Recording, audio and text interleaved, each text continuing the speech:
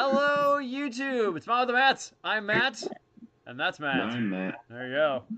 And we're joined by Bob and Jim and Chris and Julian, Ken and Jordan.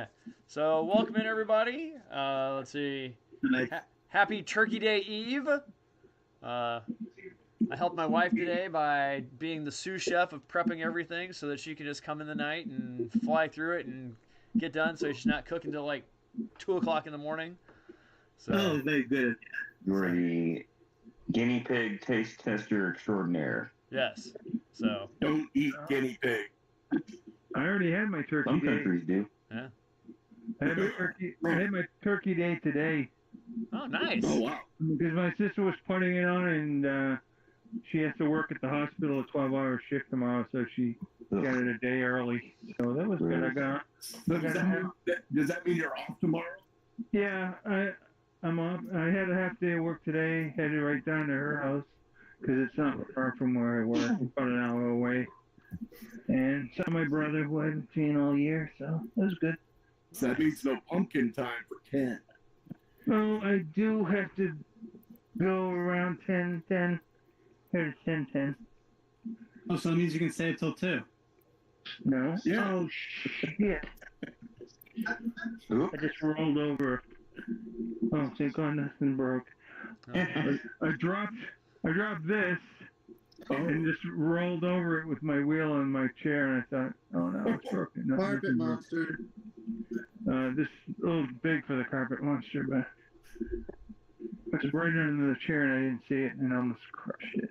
We can bleep that out in editing, right? Right? No, Yeah.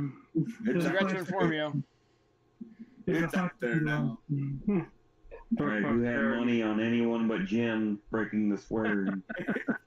I had my money on Grant. Oh, yeah, he's not even on, though. Yeah. I did too. I appreciate that you thought it was going to be me, though, so thanks. I think. You know, it's like, I go with whatever Vegas says. Yeah. it's like I just forgot now. Yeah. So, Julian, tell us about your world travels, my friend. I mean, it was a good time. Good time. Nice. What'd you do? What'd you You see? guys saw I put some pictures in there. What did you Checked do? out this- It's totally blitzed. Well, I showed you guys pictures of that miniature world we went to. It's really cool. It's like dioramas of entire cities. You know, they got Monaco. That place They got the French countryside. They got there's this you know how Denmark is split up like between those couple islands. They got a diorama of that big bridge, and they even got this RC ocean liner that they have driving around in there. Nice. They've got Venice, Hamburg. They got Las Vegas. It's really interesting.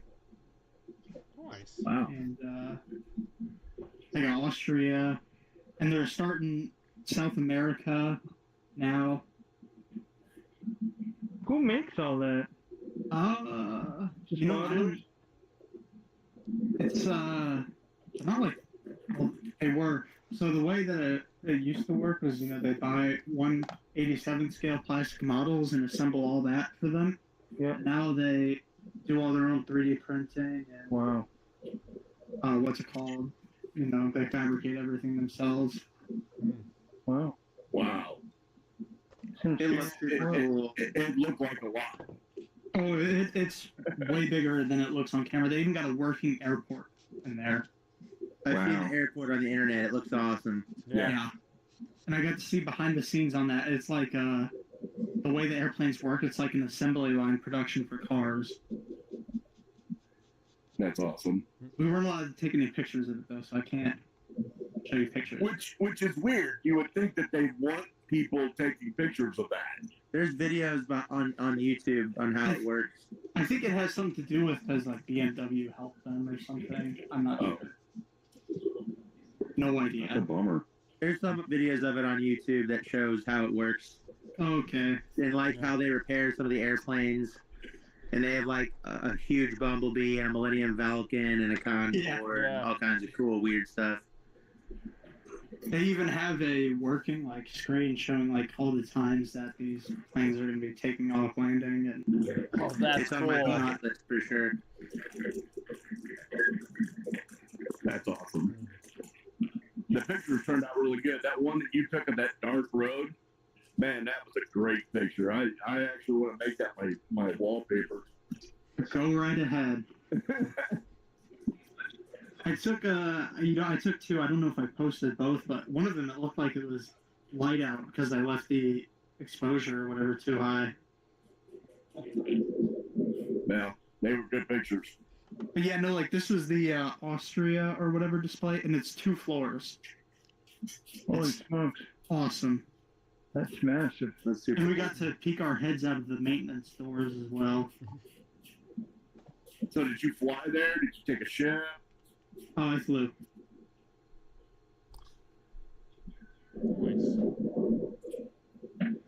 See any museums or historical things? I went to a POW camp as well. Oh, wow. Yeah, that was real neat. You mean like a concentration camp? I mean, it wasn't for Jews. It was for captured soldiers. Gotcha. Like a little Stalag? Yeah. Solid 13? Let me see if I can. I don't think I do. Now I have that theme song going through my head. You're welcome. such a good show.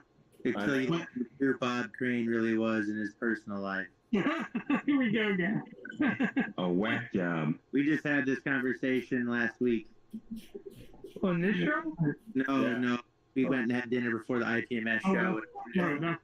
We were talking about how dreamy Robert Conrad was in Baba Black Sheep, and then, you know, obviously Hogan's Heroes, and how much I idolized Bob Crane as a kid, only like to turn 6. Until you watched that one movie. What? Yeah, then you watch that one movie, you're like, what did I do? Totally. Autofocus. Yeah. Oh well, still a good show. Yeah. For sure. He was a freak. I love it. I'm down for it.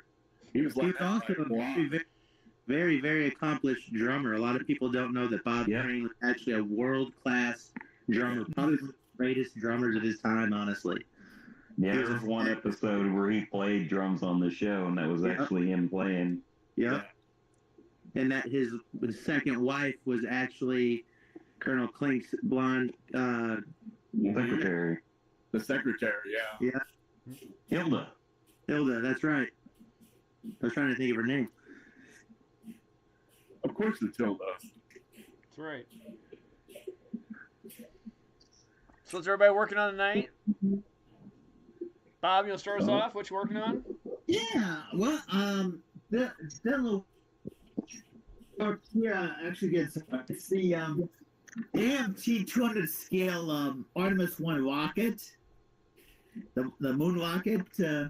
I should some I had actually down the paper model of this rocket to use to help with the painting pattern for it, because the kit instructions are a little vague on this matter.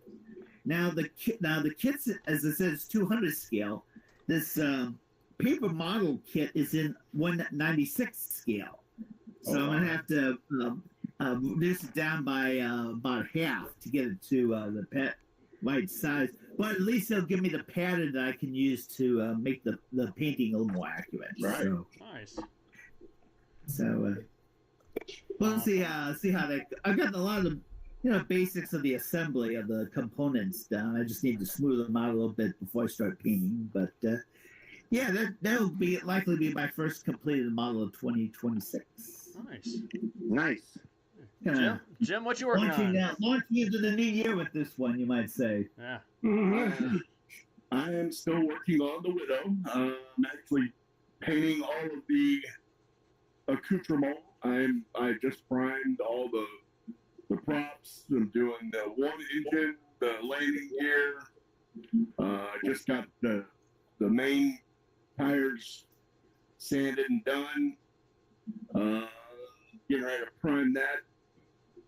Were you guys aware that the drop tanks on those were a neutral gray?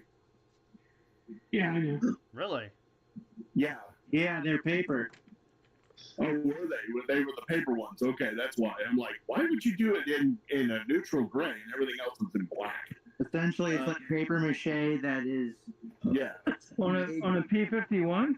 On the P61. Oh, P61. P61. And then they were either spray painted neutral gray or aluminum, depending on when you wear. Well, they're calling out for neutral gray, so I'm going to go with that. I'm also in the process of doing testing for my point luck diorama. I just 3D printed the nameplate. I actually made that in Tinkercad and then printed it on my 3D printer, and it turned out really good. And then the compass rose, and if you look, the round part of it is actually a ship's wheel. I'm in the process of reprinting this because the back turned out like really bad. Poopy. Yeah, it's rather wobbly, but that's what I'm working on. Gotcha. Cool. Chris, what you working on? I am working on a Hasegawa A4F. All right. This kid is starting to show its age, that's for sure. Such a legendary mold. It's got great detail, it's just the fin is just, gonna need a lot of putty.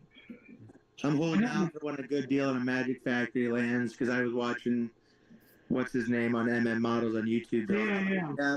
I think I'm gonna get that. The seatbelts are plastic, man. What? The seatbelts for the kit are plastic. They I have like that. Hey, don't knock them till you've seen them. The fine molds, these plastic seatbelts, have some amazing detail, and these are 1/72nd. Oh, I'm not dissing them. I think it's super duper cool. Like, what an innovative design to feed them through the cookies themselves. Like, I'm messing with some photo etch right now, and it's really old, and it is super hard to bend and even harder to glue. Light it on fire. Oh, I've been using the blowtorch, believe me. Yeah. Annealing helps. Yeah, depending on how many bends you do, you get one shot at it. They're not bends. It's a belt, so I have to add the curvature of it laying on the cushion. Yeah, that's always tricky. I think Edward improved their painted seatbelts because I know the first ones that I used, every time I bent them, the paint would crack. But lately, like the ones I did on this Uncle 70, they worked fine. They're nice. 1997. They did okay. Yeah. I never had any of them do that. So the ones you got from the 1990s aren't painted, right? No, they're burnt. The belts are burnt. Yeah, I usually just glue them down and prime and then paint everything. Yeah. Whatever. Well, this is the interesting part. They're burnished in a way that it mimics the color of the Luftwaffe belts. But they're from 97 and they're thick. So heating it up, bending it a little bit at a time, letting it cool over a metal rod has been beneficial. Yeah, the brass, it was a lot thicker than their new stainless steel, which is like 5,000 thickness. Yeah, like you have to work it. Yeah, I got an old Edward set, one of their first sets for the JU-87. I got off of eBay. I've been trying to find one forever, and then one finally popped up on eBay, and this is their old style brass. It's really thick, and but is it softer? Is that why you got no? You can't? This is heavier stuff. Oh. It's like a thicker gauge, but I've been trying to find this for a long time. This is like for the 32nd. It's like their 33rd set that they produced of photo etch. That's so cool. You can see like the resist on still on we some should of the celebrate with pancakes. Hey, well, it's on the way to you. I just don't have a tracking number yet. What? Yeah. No way. Way. Well, then I cool in return. Perhaps I can tickle your fancy. I have something to share when it's my turn to share. So Jordan, the other day when I asked you, when I was coming over to your house, and I was like, "Hey, what's your address?" You gave it to pick me. up on that.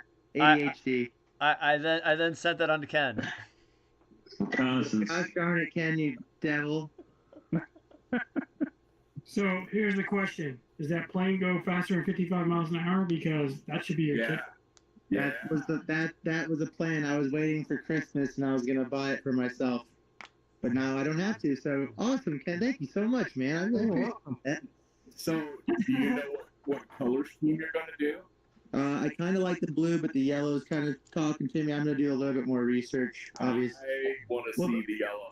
Well, the yellow one's a different model. Yeah, that's the problem. Which I just ordered off of eBay because you got me hooked on pancakes now.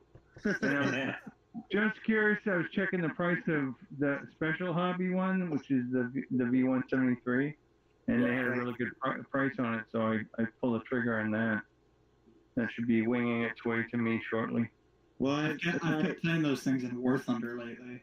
Yeah, I love you showing down. It's such a weird looking airplane. They're really easy to shoot down in game because they're so fat. Yeah, as pancake should be. And I don't think the first one had any guns on it.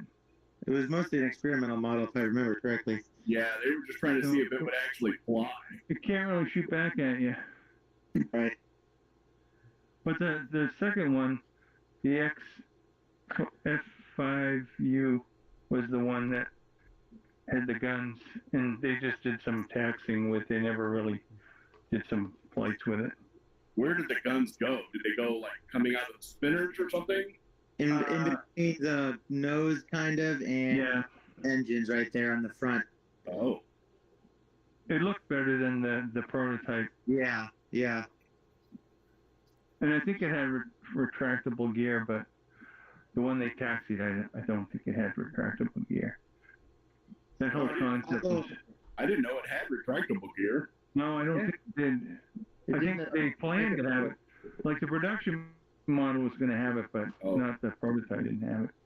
So I'll share my bit of luckiness that has occurred. So I'm a business banker full time, doing some work for a nonprofit. Hit it off with this elderly lady doing some maintenance for her, and her husband was obviously, come to find out, a massive modeler. She had a huge stash. She was looking.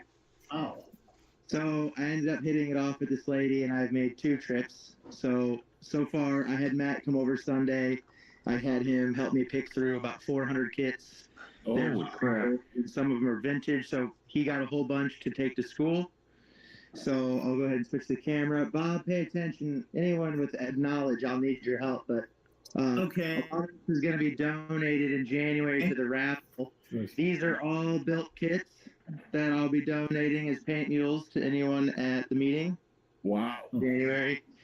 And then here we go. These are all coming in January to the raffle. Some of these are Frog model kits. I got some really, really old vintage kits here. The best ones are over there. And then when we see these, Bob, when I bring them, I have a list of categorized kits. I just have to correct to take with you and kind of look at. But some of these are very, very, very, very, very old Frog kits.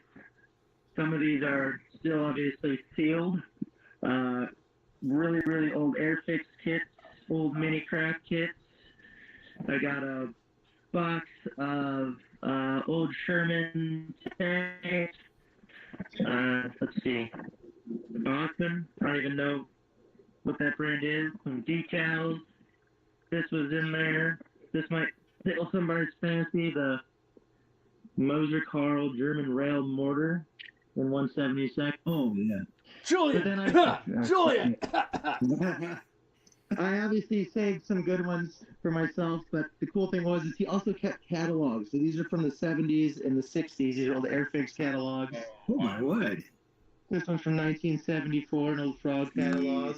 One of the first edition of the Airfix, the 6th edition, one of 9 for their Airfix collection. Then I have what I think are, I showed Matt, these were super cool. So these are 172nd World War I planes for obviously famous aviators, but they have what's called aeroskin. So one of the kits that's built has aeroskin on it, but it's actually fabric that you glue onto the plastic to mimic the cloth. Oh, wow. Didn't even know that existed. Yeah, the KMB kits had that. Some really, really decent old Rebel kits, like old school Rebel kits. Impossible. I have to ask John Wayne at the meeting about these Auroras because he knows these better than just about anybody. I looked online. Obviously, I can't really take what the internet says on eBay as a quote. No. Right? Yeah, I know. Atlanta says we popped those two Aurora kits. Yeah, I got one of those. I got the shiny. I still have not been able to locate either one of these kits in this type of box. So that's kind of interesting. It's an old Aurora one, but yeah, they've been repopped by. From. I've got the Cheyenne. This one is real. And this one's from I don't remember. That was an old. And then I got the Northrop Gamma. I got Williams Brothers. Gamma. Wow. Monitor and Merrimack kit. I'm going to give this to Kevin Powers at IP like the Civil War boats. I already messaged him and said, hey, 2 renewal kits. Rickenbacker's Spad and Rick Toffin's Fokker. And then my personal favorite, this is still wrapped in its original seal from 1957. Gentlemen, when Mattel owned Monogram, I present to you the HU-16B Albatross with retracting landing gear, 3-man gear, 2 reside drivers on a life raft from 1957. Wow. Still, and it's a factory raft.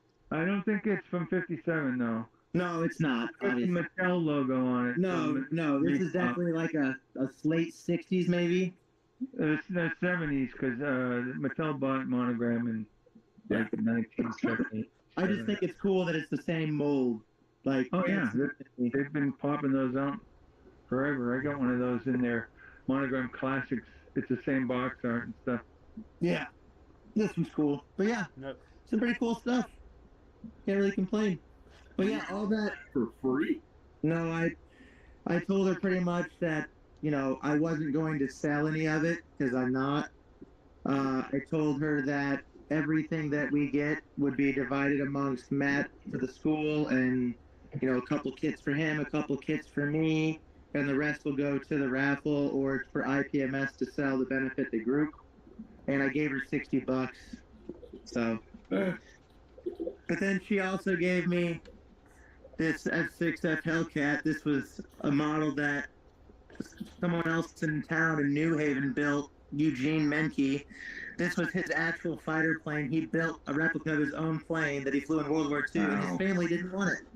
So I took it and cleaned it up and hung it in my shop. There you go.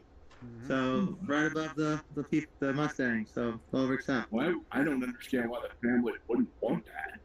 Yeah, I agree. And I asked her. I asked this nice old lady. I offered to shovel snow and rake leaves for her too as a thank you for 400 model kits. Like, you could ask Matt. So many of those individual bag kits from like the 5 and dime that were like 70 cents, 75 cents. Wow.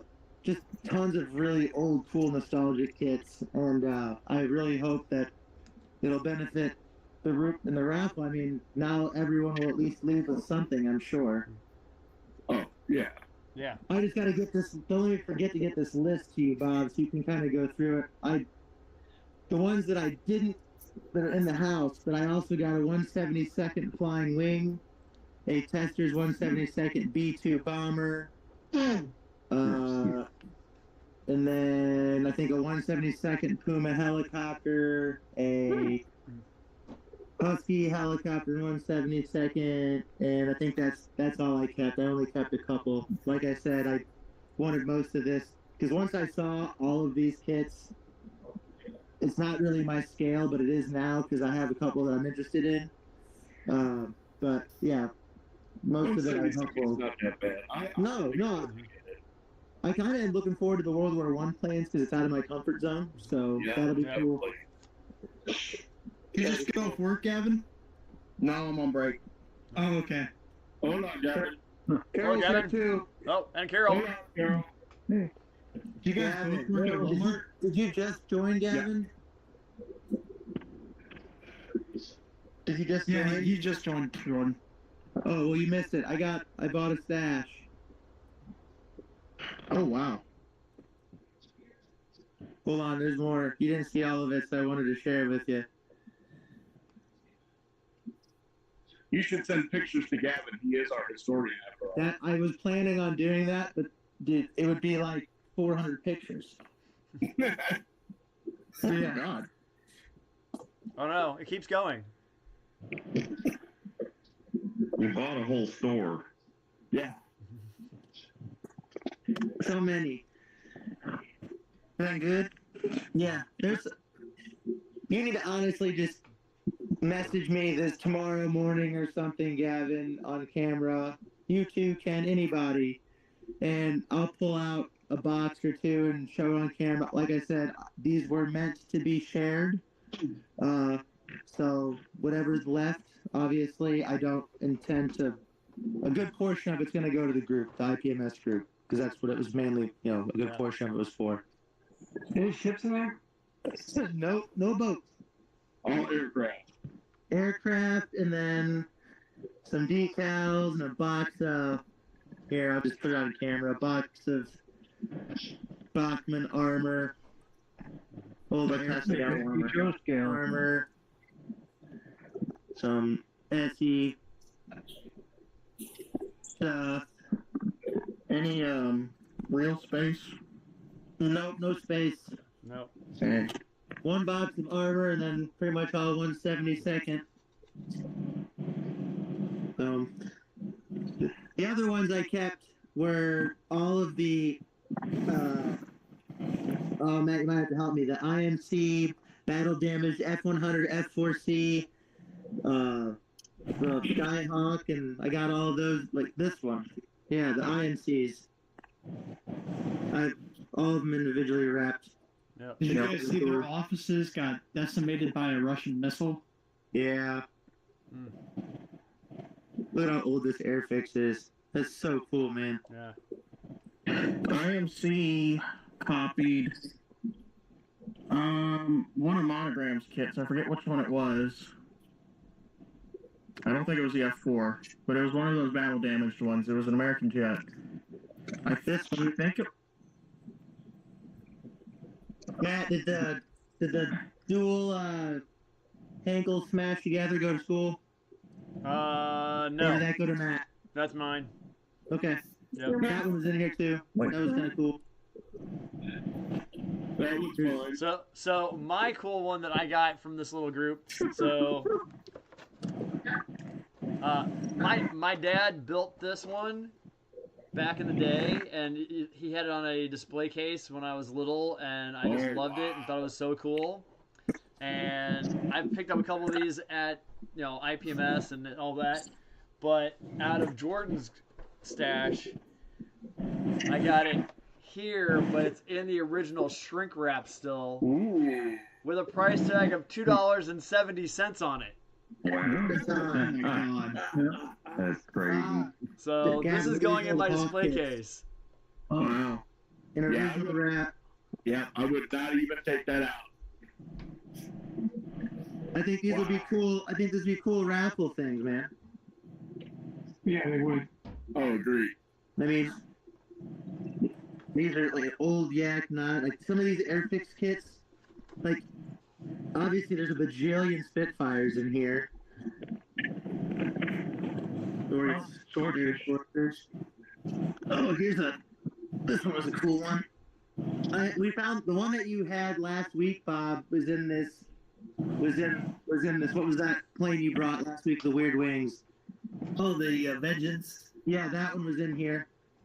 Old Frog Buford.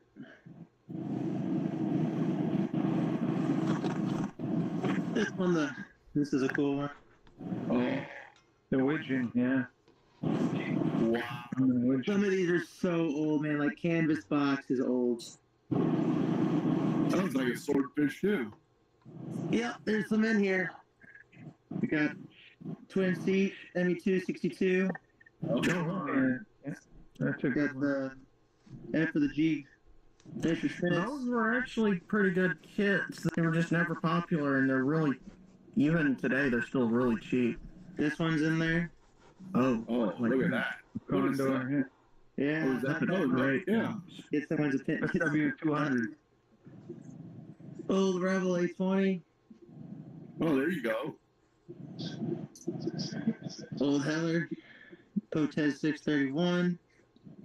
Really old T7. You can see how bad the canopy fits in the picture. But that's the same as the A20. They just deboxes the P70 Night Yeah, Fighter. I think I'm done with night fighters for a little while. We also realized they have a thing for Italian aircraft because he had a bunch of really old Italian Little Larry. Yeah. Oh, never mind. No, it's They- good. Don't even, Jim. Don't even. You know you want to. No. Yeah, this one, the Bitavera, but it's printed upside down. No, it's not. That's how it's supposed to be. I'm wrong. The camouflage got me like it's supposed to. Oh, wow. This one was cool. I got that Martin B10. Oh, the but B10. Williams brothers. Yeah. Dibs. Oh, And if you want it, send me a message. And this one's in there. What is that? The Marachi? Marchetti. Machete. Italian, yeah. There's a tri-motor. Oh. Really old Rebel Seagull. I mean, we could sit here for hours. You can ask Matt, man. There's just, I mean, there's boxes on boxes. We spent 1,000 kids Killer there. ankle. Oh, We this is spent- cool. 2.5 Oh, a hours. Horsa. Oh, a glider. A Horsa glider. Yeah. Here's another B10. Well, he liked B10s, didn't he? Oh, a bunch Old of those. school profile series Junkers Ju88. Yeah. Old Oh, hell. that was a Heller kit. Yeah. See a bunch of Heller kits in there. No, we spent 2.5 hours just organizing them. Yeah. And here's Jordan getting them all out of order. No. He's keeping them together. I know how he's doing it. I know how he did it. We went first. He had to go through and see what was started because he had a thing for going into kits, cleaning up the flash, painting the pilots, and then putting the box back on the shelf. Yeah. But some of these are some pretty neat. This wasn't even a tornado. Matt pointed this out. This is a multi-role combat aircraft. Yeah. That's the first kit of a tornado that was ever put out. And Wow. Yeah.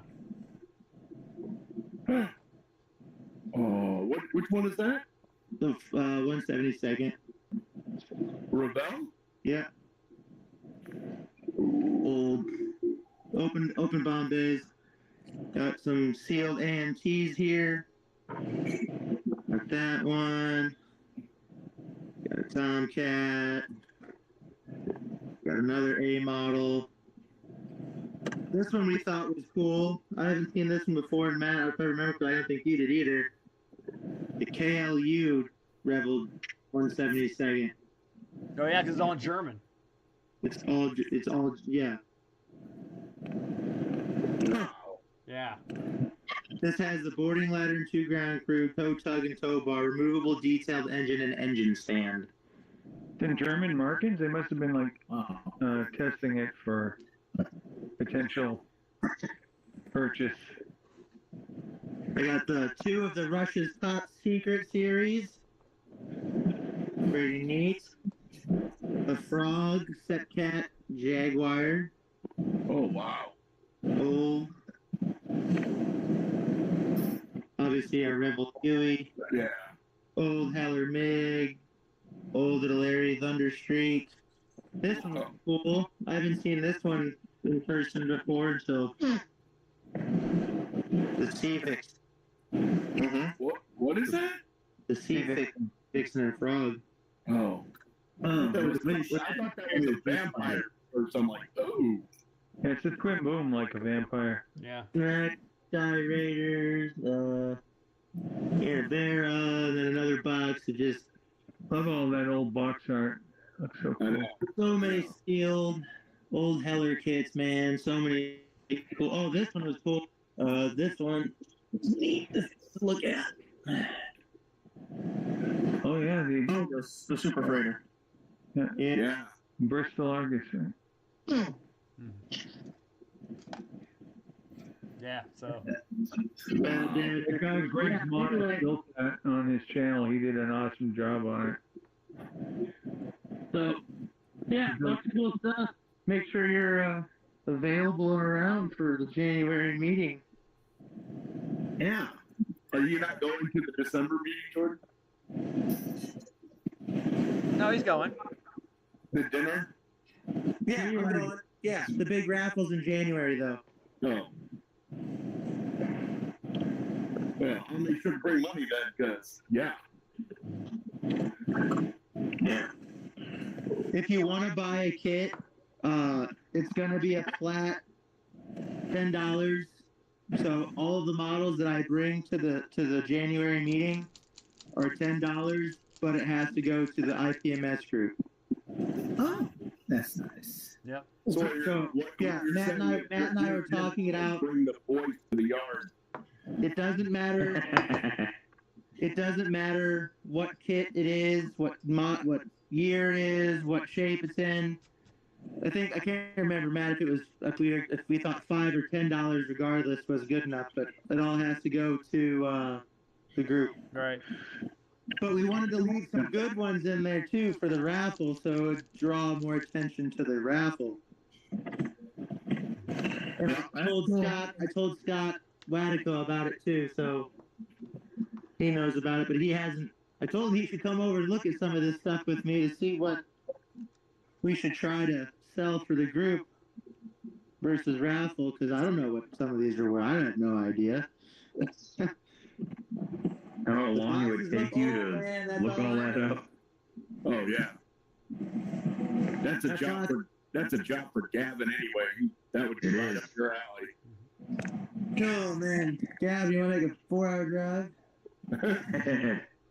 Meet me in the middle.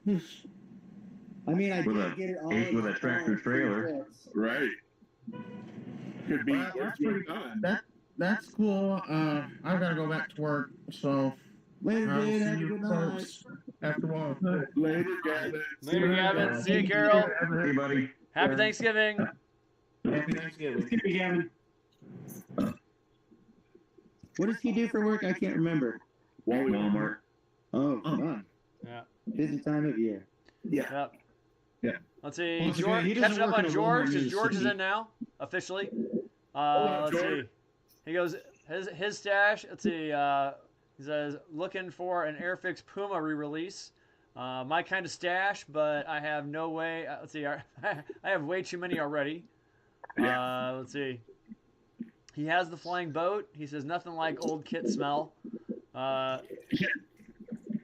Too easy to get big stash in 1/72. He paid good money for that Super Freighter also. And let's see, that's amazing generosity there, Jordan. So there we go. So caught up on the George. That should make me pretty free and clear for 26 for the IPMS group, so I can kick back. I would say so, yeah. No, I love our show. I love the show that the group puts on. I like seeing it get bigger every year. It brings a lot of joy to me to see younger people. Like, I know it's only my second year being in the IPMS group. But outside of modeling with the mats and in-person meetings, it's good to see the hobby is becoming more popular again. A lot of younger people are getting back into the hobby. I was reading the IPMS journal I got yesterday, and the foreword was really good about remembering. It was the kid who won first place in his junior class, and he's not a part of any IPMS group, no online group. It's just he was there being supported by his family. He took first place with an F-190D, and it's insanely good for someone his age. I mean, it cleans my clock.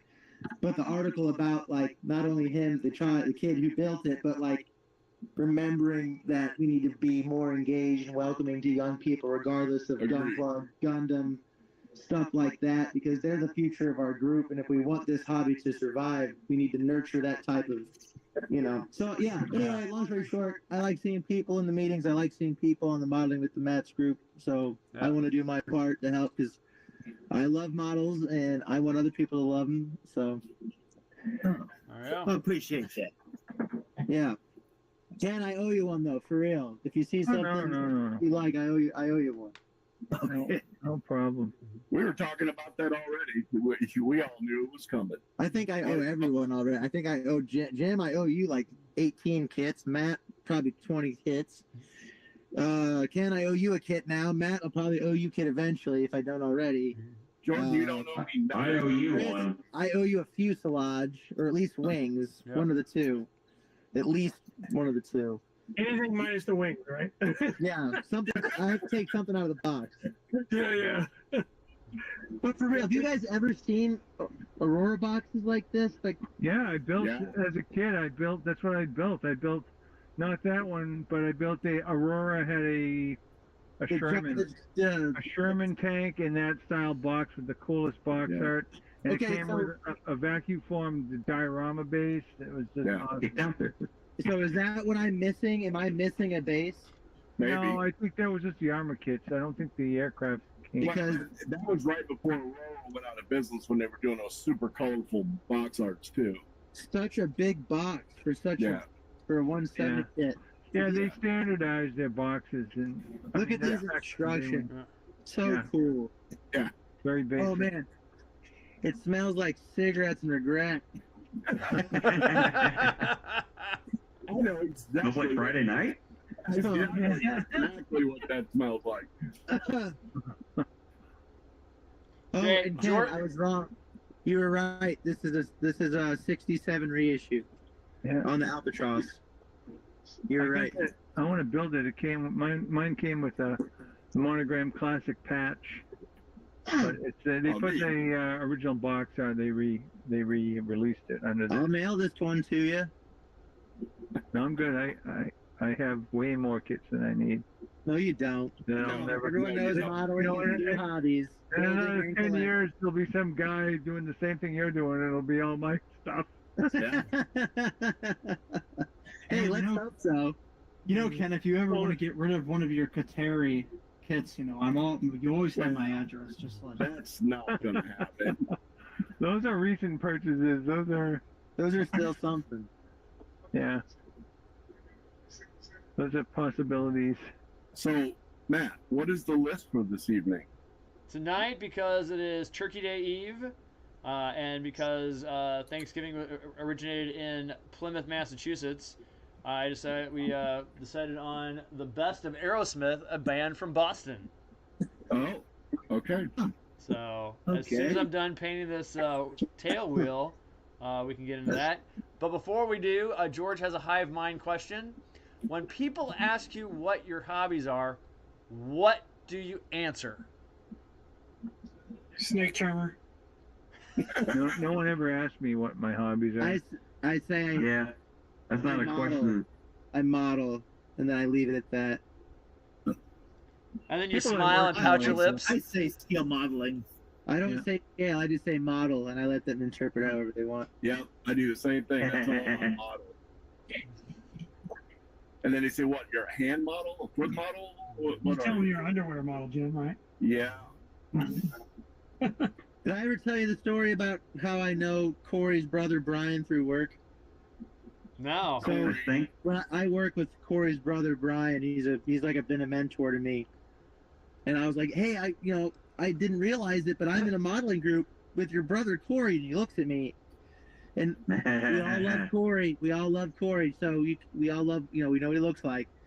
And Brian looks at me, he's like, what? And I said, I model with your brother. And he goes, what do you mean you model with my brother? I said, I build models with your brother. He goes, oh my God. I was confused. I was like, what kind of modeling is my brother doing, and why am I doing it with you? Okay. Why are you modeling with my brother? I like that. Speaking of Corey, Corey moved into his new house today. They're completely fully moved in. Yep. He's got a sweet basement. Yeah. It's a nice looking place. Yep. What street is that, Matt? Greenbrier. Is that by you guys? Yeah. Yeah. No way. Same neighborhood? Yep. Yeah. Oh, snap. This is turning into the Mom with the Mats compound. I know. Modeling with the Mats and a Corey. Yes. So. It's a commune. It's a Yes.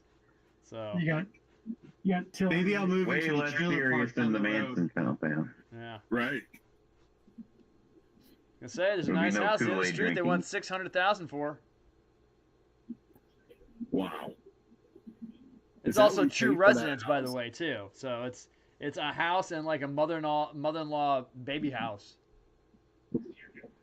Dang. Yeah. Wow. Good for him. Yeah. Let him finally have some peace, you know? Yeah. He's been through the ringer. Let's see. Reason why George is asking that question says he's trying to work up to answering it. I make scale models military subjects. So, what was it? 12 years ago, I said I came out of the modeling closet. Closet. Closet. Yeah, and announced that I build scale models. I did it on Facebook, and ever since then, Matt got interested in doing it, and then Jim joined into doing it, and it just kind of snowballed from there. I was like, I had no plan of what we were going to be doing. This is kind of your fault. Well, me sitting here doing this, it's kind of your fault. I know. Yep. Yeah. Chris, how did you find the group? Because I remember we joined at around the same time. So for like over a year, I kept calling IPMS or emailing them, hey, new members, whatever. I was trying to get back into modeling because my kids are leaving, right? And I used to do it as a kid. And so when I joined I joined like in August, or right before the show in August. And Matt was at that one of the meetings, and he was talking about his YouTube channel. So I watched it, without commenting or anything. And I'm like, man, I'd like to join that. You guys are my type of people. So, I mean, that's how I got here. So Mine was, I knew Matt as Tin Man from Corey, actually, from Game Days. yeah, Matt and I used to play Pirates and Star Wars and BattleTech, and I just happened to come across his YouTube channel. He's like, hey, we're going to do this new thing. It's called Modeling with the Mat. And the first video I watched was your one about scale. Uh-huh. Oh, it was Monday modeling with the Mats. Monday modeling with the Mats. And I was just like, I started watching that, and I'm like, okay, I'm watching this guy put together models. That's cool. I want to do that. I remember doing that. Oh, I remember those. I want to do that. And so I did. Silly me. And the rest is history. And the what's rest up with is your Facebook name, Tim, whatever? So, Tin Man Huck. so the reason why it's that is originally it was so that my students couldn't find me on Facebook, because that's when the kids were onto it. Tin Man is actually my college nickname. Gotcha. I was part of a group of guys that did a cable closed circuit TV channel or TV program on Monday nights, and we all had our own call sign, so to speak. It started off as being Thin Man, but saying it over and over again, the H just kind of went away, and I just became Tin Man. And that's where that came, because I kind of my build kind of resembles the Tin Man. Yeah. So I hope you don't put aluminum paste on your face. yeah, that's the only thing I'm missing. And then the Huck part is just the short form of my last name. So. And I'm pretty sure your heart's bigger than the Tin Man's was. So yeah, I think you're all right. Yeah. So that's where it comes from. And I have people call me Tim all the time. Yeah. Yeah, I do. I screw that up. Or I used to screw that up quite a bit. Yep. But no, it's all right. So Yeah, I almost called you Tim a couple times in the beginning. yeah, it's all good. I answered it too. I know there's a lady that where we go on vacation with Tiffany's family. She's known me for 17 years, and the first time she sees me every year, she's like, "Tim, how you doing?" And I'm like, Just like Tim. "Doing good." Well, for the longest time, I introduced you to everybody. I would talk about you, and I would say, "Yeah, Tin Man." Yep. And they're like, "What?" "Yeah, Tin Man." Yep. You know what I'm talking about, Tin Man. Yep. They have no idea what the hell I'm talking about, and I'm just like, "No, Tin Man," from Game Day. Yep. And oh yeah, now I know who you're talking about. I'm like, "Yep, that's him." And I walked into Corey's house tonight, and Emily was there, and Emily goes, "Tin Man!" Yep. So yeah. That's how people know you. Yep. So there's the story for that one. All right, I got that the tail wheel drying. So let's see, and I got my props drying here. That's all good too. Hopefully, get more done on the bow fighter tonight. Let's see.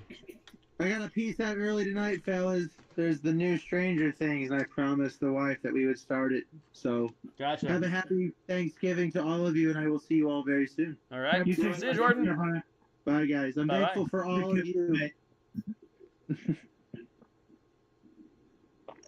Alrighty. All right, so best of Aerosmith tonight. Let's see. He will get back to work during the list, but we'll keep listening. Okay. So, George, you're not going to vote, is what you're saying? That's how I'm taking that. Yes, I just want to just verify. So, let's see. Let's get our batting order tonight. Let's see. On my screen, we got Bob, followed by Jim, then Chris. Can I go last? Sure. Ken. Doesn't matter what one wants. Okay, Julian. Alrighty. So this is our best of Aerosmith. This is based on, it looked like from the website I got it from, it was video views. So. Oh wow. Yeah. Is that even an HTTPS? No. Computer humor. Yes. George is saying not voting. Viva for all. Okay, so we will not chime in for George then. So, all right. So we're gonna do Amazing versus Janie's Got a Thing that might get us banned on YouTube. Janie's Got a Pew Pew. Yes, there we go. So. What was the first one? Amazing.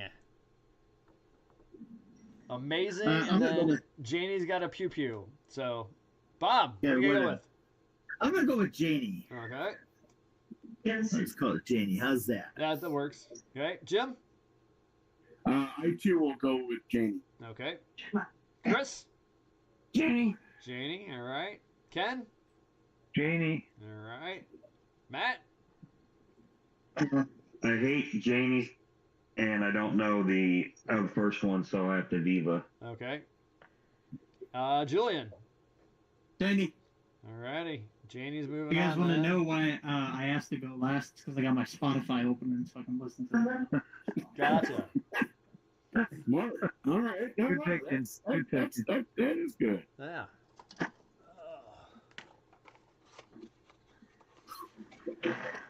Let's see here. Let's see on the other one. Let's see. The other side of our bracket, we got. Apparently, this is from when Steven Tyler met Vince Neil for the first time. Well, I bet that didn't go well. Well, it's Dude is Like a Lady versus Angel. So, Bob, what do you do? A dude looks like a lady or Angel? I'm sorry, you'll break it up. I couldn't hear the second. Angel. Oh, okay. I'm gonna go with dude. You know, dude. All right, going with the dude. All right, Jim. Dude looks like a lady. Yeah, I like that song. All right. Chris? Same, dude. Dude, all right. Right. Come on. Just a second. Apparently I cut myself and it started bleeding all over the place. So please hold. Oh no! Gotta do a triage there. Yeah. Dude, tape it. Paper towel and masking tape. I did that a while back. This time I was like, oh, there are my Band-Aids. I purposely have some down here. Just put a little spit on it, it'll be fine. Put some Mr. Dissolved putty in there. Ooh, that'll be fun. No. Break clean. Some type of putty. Putty that. Spray some Incest in there. Yeah. That stuff burns, man. It does. Time. You're super glue. I had some run into my cuticle, my thumb, and I had some super glue there and then sprayed it. Oh my god, I thought my thumb was on fire. Yeah. All right, Chris, dude looks like a lady or angel? Dude. Dude. Ken? The dude abides. The dude, all right. Matt? Yeah. The dude, and I'd like to point out that anytime I hear that song, I immediately think of the montage in Mrs. Doubtfire. Me too. Yeah. That's why I picked it. Yay, Julian. I'm gonna go with Angel. Go with Angel. All right. Wow. Sorry, you're dying on that hill. That's all right. All right. Let's see. We got Sweet Emotion versus Crazy. Easy peasy. Okay. For me too. Okay. Okay, Bob. Sweet Emotion. Sweet Emotion. All right. Jim. Sweet Emotion. Gotta be. All right. Chris. Sweet Emotion. All right. Ken. Sweet Emotion. All right. Matt. Sweet Emotion. All right. Julian. Sweet Emotion. All right. Sweet Emotion. Moving on. All right. This one I thought when I put it in because I used their ranking numbers to seed it. Walk This Way versus Crying. Yeah. Okay. I like both of them. So do I. And especially Crying for the video. Just saying. True. Oh yeah. Alicia Silverstone and Liv Tyler. I'm just saying. You know. Yeah. Yeah. So. I feel you. Yeah, cinematography. Yeah, sure. I'm picking up. Yeah. So. Hey, Bob. Okay. Choices again. I'm sorry. Walk This Way or Crying? Walk This Way. Walk This Way. All right. All right. Jim? I'm going to go Walk This Way. Okay. Chris? Crying. You go Crying. All right. Ken?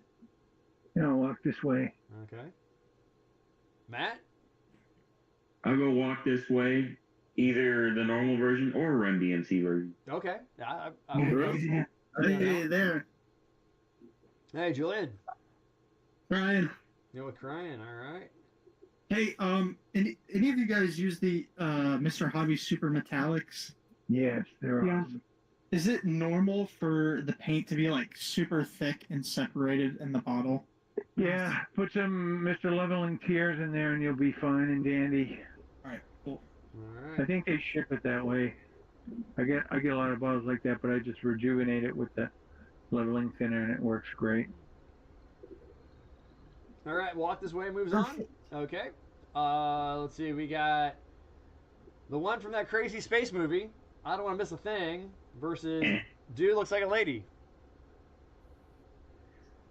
So, Bob, what do you think? I'm gonna go with Dude Looks Like a Lady. Okay.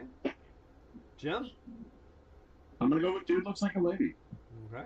One of my favorite Robin Williams movies. Okay. Chris? Dude. Dude. All right. Yeah. Ken? The Dudester. All right. Matt? Deuterino. All right. Julian? With the guys. All right. All right. Dude moves on. Much as I love Armageddon. Yes. I do. I love that movie.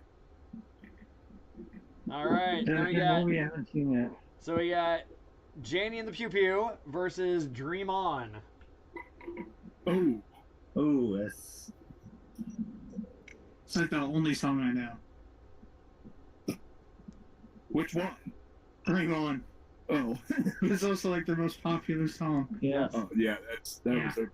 I would say that was probably their biggest hit. Yeah. Yeah. 1.3 billion views. It said. Wow. Yeah. Okay, Bob. that's Dream even On. more than- Janie. Dream On. Dream On. All right. Jim. I'm gonna go Dream On as well. Okay. Chris. Man, that is tough. But I'll go Dream On. Okay. Ken. They're both great. Yeah. Yep, definitely Dream On. Okay. Matt. Dream On. Okay. Julian. Dream On. All right. I can hear that in my head. Dream On. All right. I love that song. This is it'll be awesome. I like this. So all right. So we're gonna do for the finals. We got Dude Looks Like a Lady versus Walk This Way. So Oh man. okay, Bob. Man. Dude or Walking? I'm gonna go with Dude. Dude. All right. Yeah, dude walking. I Jim. was just thinking that, Jim. Great minds think alike. I know. I know it. All right. Jim, you going with Dude? What was the other one? Walk This Way? Yes. Yeah, I'm gonna go with Dude. All right. Chris. Dude. All right. Ken. The Dude. All right. Matt. I'm gonna go Dude. I'm not as wore out on that one as I am Walk This Way. All right. Yeah. Julian. I'm gonna go with the guys again. Okay. All right. And then we got Dream On versus Sweet Emotion. Oh. See, that's not right. That's not right. Jim, this happens every week. Don't act surprised. It doesn't mean I want it to happen. Yeah, well, get used to disappointment. By that of the coin. That's right. Yeah, that's true. Oh my. Okay, Bob. Dream On, Sweet Emotion. Dream On. Dream On. All right. Jim. Sweet Emotion. All right. Chris. Sweet Emotion. All right. Ken. Sweet Emotion. All right. Matt. Sweet Emotion for me. Sweet Emotion. All right. Julian. Dream On. Dream On. Wow, it's the closest one. 4-3. Sweet Emotion moves on. Wow. All right. Sweet Emotion versus Dude Looks Like a Lady. Bob. Sweet Emotion. All right. Jim. Sweet Emotion. All right. Chris. Classic. Sweet Emotion. All right. Ken. Sweet Emotion. All right. Matt. I'm gonna die on the hill. Go with Dude. All right. Julian. Yeah. Dude. Dude. All You're right. not dying alone. Nope. Yep. And let's see. 4-3. Sweet Emotion moves on. And is our Nice. winner. Nice. Yeah. Sweet. Now, any of those four were good. Yeah, there wasn't really a wrong answer, but Right. yeah, I'm more of a classic Aerosmith guy. I mean, every one of those songs was on 2 albums. Right. Yeah, was anything... Oh, wait a minute. Dude was on permanent vacation. Never mind. Yeah. Yeah. That's my favorite Aerosmith album, Permanent Vacation. Is that the one with the truck? No. No, it's a red and that black. was- Yeah. It's just a red textured cover Yeah. with their logo in gold. And then there was Toys in the Attic, which didn't even make the list. That's Now my Walk favorite. This Way was on Toys in the Attic. And so was Dream On, I thought. Dream On was on Dream On, Yeah. Oh, or self-titled. Excuse me. Some absolute steals lately that I got to show you guys. So I got these 2 kits. I got this Tiger Models Team 90. This is alone $97 at Sprue Brothers. And then I got this Mang T90 as well. This is another $82 at Sprue Brothers. I got both of these kits for $55 combined. Wow. Is that And HHQ? oh, no. I bought it in the graveyard. And Yeah, Back in the Saddle wasn't on that list. Nope. Nope, didn't make it. The bummer. T90 Or kit train kept it rolling. That's a good one too. Yeah. came with a metal barrel, side skirts, and going off. I don't know what some holographic film for the optics. Okay, that's pretty good. So, yeah, anyway, that's just a steal I went to. Nice. My airbrush gave me that. I haven't tried it out yet, though. I didn't sell anything this past scale model graveyard past weekend. Took I'm a break. holding a kit for someone right now. We're going to get it on Monday. So you're All right, 100 boys, see that, I'm gonna Chris? pop a NyQuil and go to bed. All right, man. Take care. All right, Matt. Hey, have a See you, brother. Matt. See you guys next week, same time, same place, same oldies. That's right. Yes. Be there, aloha. See you, bud. See you, man.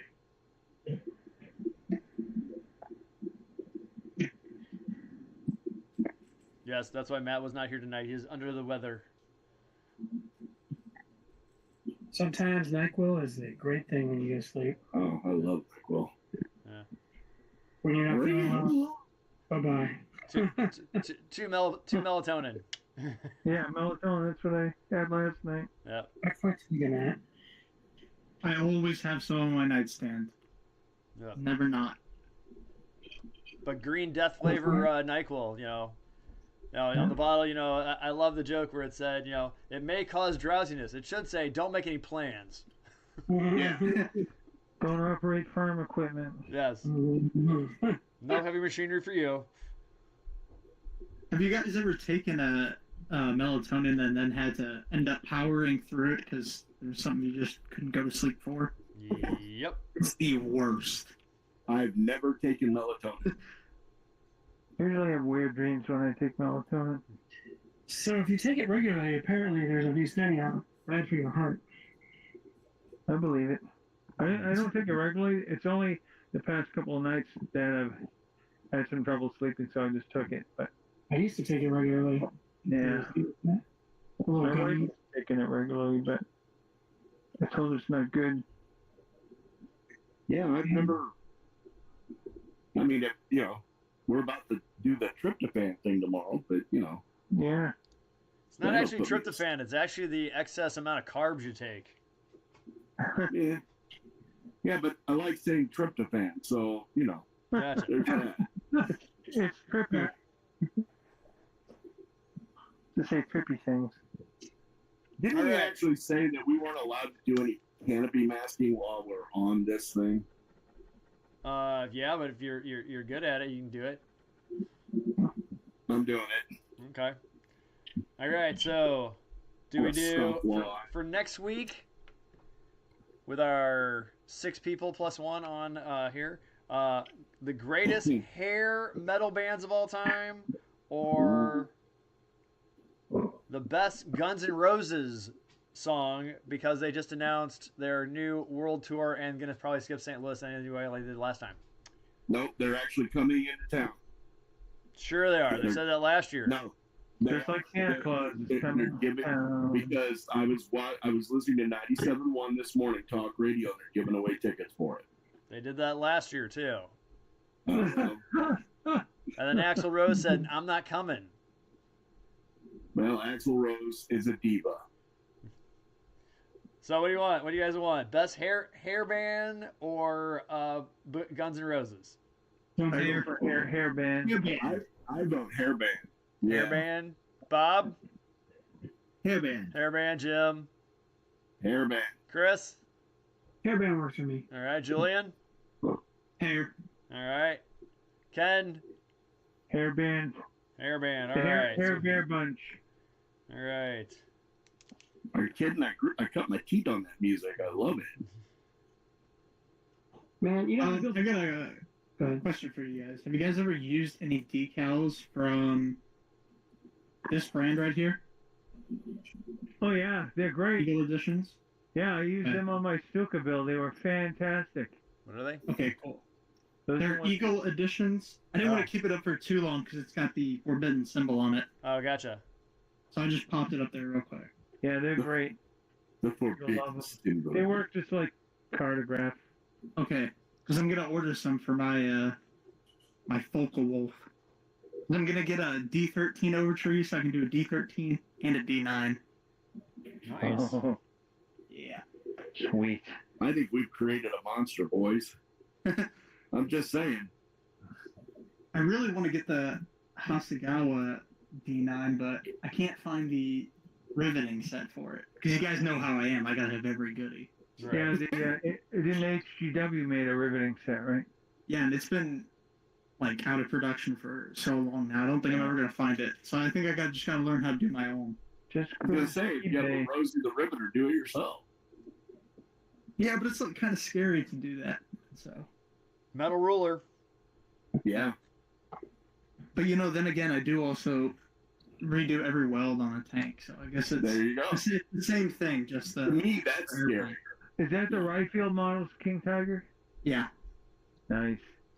So That's the last armor model that I ever completed was the Tamiya King Tiger kit. And I did that when I was a teenager, and I built a diorama with it. That's the last 135th armor I did. And I built a couple of 48th armor since then, but I have a soft spot for the King Tiger. it's my favorite, or it's one of my favorites. It just looks like a beast.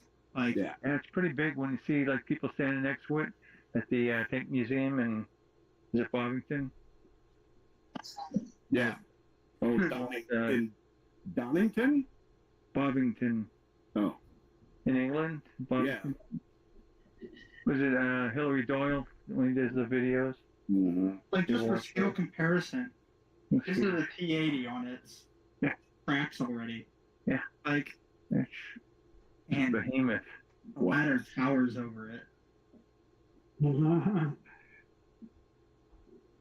But didn't they like the engine was the same engine they had in the Panther? Yeah, and Tiger One. Yeah. And Tiger One is like way, way too small for that And amount. it caught fire if it was like when it was at its full power, it could rev up to 3,000 RPMs. It made 750. And it could propel it along pretty fast, but the problem is it would catch fire. So they had to put a governor on it. Wow. See, I got a soft spot for the Tiger One. That's always been one of my favorite tanks. That, and I love the Sherman, Love the Tiger. and I love the Bulldog. I absolutely love the Bulldog. I know, but I love it. I'm a simple guy. It's what I do. I've only ever built one tank model. It was the Bulldog. Yeah, you ought to build another one, Chris. I've got 3 in my stash, but we'll see. All right, well, I'm holding these F-14 masks and hostages. Man, this Hasegawa A4. When I built it as a kid, it seemed so good. It's so many damn gaps and misfit parts. Wow. Well, that's because when you were younger, you thought it looked normal. Does that have recessed panel lines or is that raised? Because I know Hasegawa used to do raised. It's recessed, but I think this thing's like a 1978. Yeah, it's one of their first recessed kits. Yeah. It just, there's a lot of buddying going to be going on. I mean, do you really want to talk about gap building? I mean, let's talk about gap building. No, you're over there on that P61. I just expected more from this. If I was building P61, I'd expect this. I mean, I had to fill gaps on the tires. Yeah. Yeah. That's why. Yeah. I'm so spoiled by the modern Tamiya crap. It's just. Oh, I know. But, I mean, let's take a look at this. Look how buttery smooth that is. That looks great. A little sprue goo, and that's ready to be put on the kit, but no panel lines, no nothing. That's the front tire. There might be, it's a little flat spot, but, you know, I'll put that on the weighted side. Yeah, put it so you have a flat sitting on the. No On the seam runway. line and on that. Come on, focus. That's nice. I like that method you use, Chris, for weighting down your tires. Put the sandpaper on the table. That's genius. What is it? It's the back Takes of my, them. one of these mats has my sandpaper on it. Oh wow, yeah. I just drag the plane back and forth. Yeah, that works. Oh, yeah. Go slow. You don't want to snap that gear. Yeah, that's the only tricky part. I did that on. I was sanding the control column on my HE70, and I knew I shouldn't have been, but of course it snapped right at where it mounted to the cockpit floor. But luckily it didn't snap clean off, so I just run a little extra thin in there. It was fine. Yeah. That's kind of the joy of doing this is that, you know, if you do end up breaking something, it's usually pretty easy to fix. Yeah, and like it's not like you're gonna see it kind of buried down in the cockpit there. Once the canopy's on, you're not gonna see hardly anything. Right. Maybe the seat belts. I know you can see in the side windows weren't molded that great, so I put Future on the inside. They fit really well, but the molding wasn't the best, and it looks a lot smoother now. Took all the little ripples out of the plastic, smoothed it out. It's shiny. I'm not a fan of this canopy. I mean, this thing is. That thing is Swiss cheese, man. Oh man, and I can tell already where I'm gonna have problems. But this masking set, oh Lord have mercy, does that help? This is. Oh, they had a masking set for that kit? Yes, they did. Oh, nice. Yeah, they take a shotgun, shoot some tape. Oh, if I had to do this no. I'd just do match trick and paint it blue. That's right. If I didn't have this masking set, this would have been in flight, and I'd have done the whole canopy in dark blue, and that way you wouldn't have been able to see it at all. Yeah, no way. Just throw a tarp over it, right? Yeah. I got a friend who he had to put a tarp over the entire BF-109 canopy. Hey, they have it in real life, right? You can see pictures of them with tarps over it. Yeah. And it's, you know, I don't understand, like, if you look, I don't know if you can see that, but there's where they put the tab right there, and the moment you snip it off, now it's really ugly. Yeah, they molded the gate right up to the glass. It's really difficult to fix that. Just paint the inside, Jim. Well, I might have to. Yeah, there you go. See, I was thinking about that too, because I know that on the back side of this, right where it meets in the front canopy, right where it meets the back of the fuselage, there's a massive gap, and I thought about doing that, just modeling a damaged section. Yeah, like some flak or something. Flak band. Yeah. So I bought this 3D printed cupola for this King Tiger, and it comes with 3D printed clear resin. And it's making me think, you know, like, yeah, plastic canopies look nice, but all the detail that you'd be able to get on the inside once they start 3D printing canopies. Yeah. That'll be nice. They designed that in there. That's where they're heading. So, I'm looking at scale mates to try to figure out where this kit came from. This whole tree thing. Let me share my screen. Share. Okay. So, here's this kit. This House of Gala kit, right? Says 2000. But what's this line going up here? Is that like because it was penned from another manufacturer? Yeah. Yes. Yeah. So the lines will show you where the original tooling is. It's basically just a guide to the original tooling and the kits that share parts. Yeah, sometimes the manufacturers will pop out something that was molded by someone else. Because Hasegawa has some monogram stuff in there. Yeah, that's where it came from. 1979. Yeah. That's why the thing is the way it is. Well, Wow. That's not I would have too thought bad. if it was monogram, I would have thought it'd be raised panel lines. Because I got the monogram A4. And it's got very fine raised panel lines on it. See, there's a question I have for the hybrid. So this one's got raised panel lines on it as well. So I can't do like a wash on it, can I? You can. You can. Yeah. So how do I bring out the panel lines then? Because You can dry brush it. You can. You can dry brush it or just paint them like a dark color. You know, it'll make them look like. Well, if you do it black, right, you want a lighter panel line. So use a dark gray primer, and then when you paint your black, get some Trizac, that 3M Trizac 3000, and you just lightly sand it. It smooths out the paint, and wherever there's a raised panel line, you'll just have a dark gray panel line, and it'll look nice. Oh, so like if I were to do like with one of these, this is like my buffet stick. This is just like, you know. You just gotta be careful you don't burn through it. Right. Yeah. Gotcha. So I would be able to use like this. Yeah, I would just prime it, like when it's all done, just prime it all in dark gray. So then when you paint it with black, and then you do that light sanding with you're gonna use that nail polisher. Yeah. As soon as you see the gray, you know to stop on the panel line because you know you burn through the black, and you don't want to keep going because then you'll see black again. Well, and I do that anyway, like on my decals to kind of weather them a little bit. I sand those a little bit anyway. Yeah. So, yeah, I didn't even think about that. But if I do a wash and then if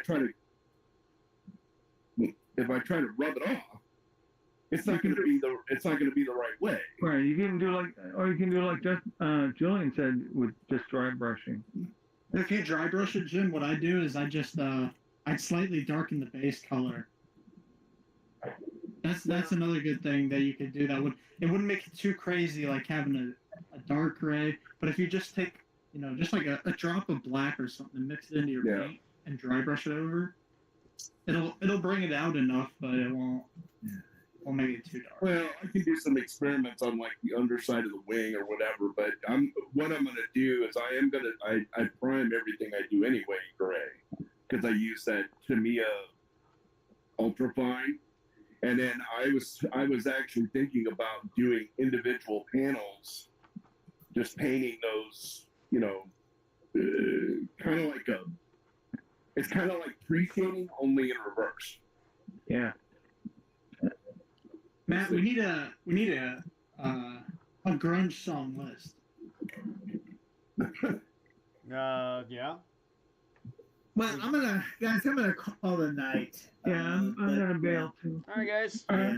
Take care. Have a good Thanksgiving and happy modeling. Talk to y'all soon. All right. Happy Thanksgiving, Bob. See you guys later. Have a nice evening, guys.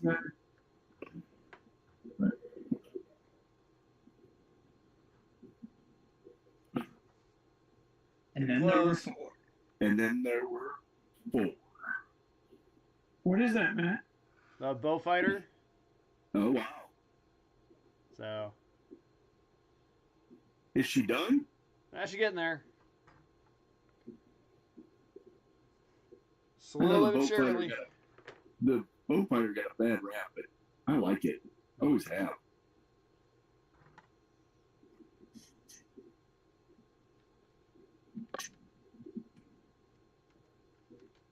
Yeah.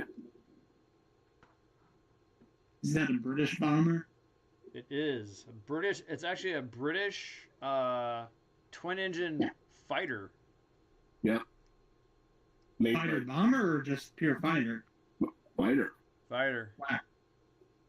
So it's kind of like the P-38 or something. Or the Mosquito. Yeah. Yeah. Made by Bristol. Yes. Gotta paint the air ducts for the supercharger on here.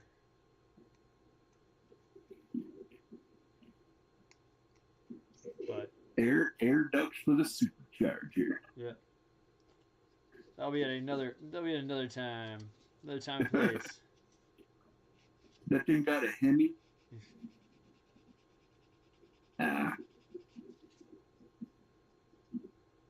Right now, I start getting the shakes. Don't you hate that? Oh, You're sure. like, look at that. It's like I'm totally nonchalant. I can hand brush anything. Then I'm like, okay, I can't mess this up. Then I start going. Yeah. I'm like, I've already done the one side. It turned out really, really good.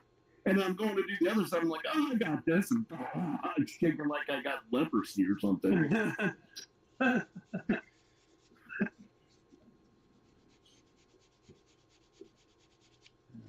Oh, come on. Yeah, well, you never finished yours, but if you don't build this kit if you build this kit without a masking thing, you're a better man than me.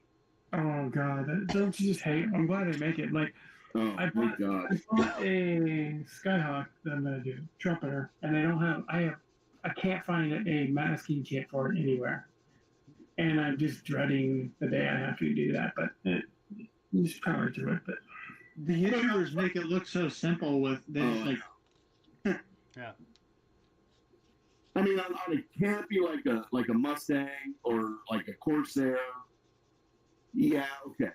But like on a B-17 or like a this, Dauntless. A Dauntless, oh yeah. That's the first thing I got. I got that Academy Dauntless, and it's a beautiful kit. But the very first thing I bought, I'm like, nope, I am not doing that by myself. it now comes with them. So, Does it? Man, I got mad respect for Academy lately.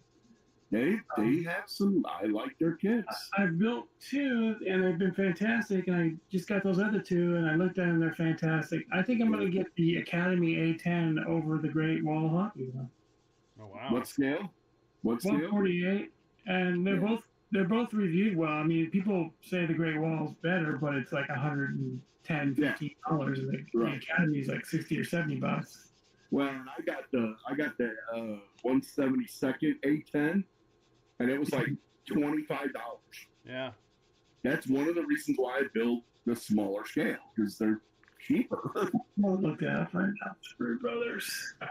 Yeah, but it's kind of boring the smaller scale, Jen. Oh, I disagree. It's a challenge. It's a challenge to build bigger scale. Well, I do that too. I built a 132nd Corsair. I made it look great. Third place. I tried touching a 172nd Stud 3, and it's too tiny. Yeah. Now, tanks, I wouldn't do tanks in that small of a scale. Yeah. The thing was like maybe like this long. Yeah.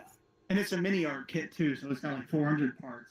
Like I've got the Airfix Tiger 1 in 172nd, and I'm like, I don't even think the tracks and the wheels are. I think they're a single unit, which I'm completely okay with. But now for like a smaller, like if I were to have like I wonder if I have a 72nd Sherman do like a like a diorama or something, or like build give me a BattleTech Atlas versus the Tiger 1. There you go. So that'd be all right. I was gonna say, I know Jordan's got some 72nd armor. Yeah. No, I kind of don't want to get any more tanks. I got so many. I just want to get a bunch of planes. There you go. I love that we've corrupted you so. Man, they're a lot of fun. Like they are. I'm really looking forward to building the Hulk Wolf. Yep, one of my favorites. It is mine too. I think the Dora is my favorite plane. It's like the German P-51. That really long fuselage. The Dora's the one with the really long fuselage. Yeah. Yeah. So I actually did a test bit with this canopy on here. It's not bad. I need to add a little styrene to the back here. But other than that, I think it's this window right here. That side window. Yep. That's the one that's got the hole in it. Yep. That one may get left off. We'll see. I propped it open they had it open for a reason. Yeah. Well, all of the windows, like this top window actually did open. All right. And matter of fact, there's a little tab right here and I'm thinking about leaving it open.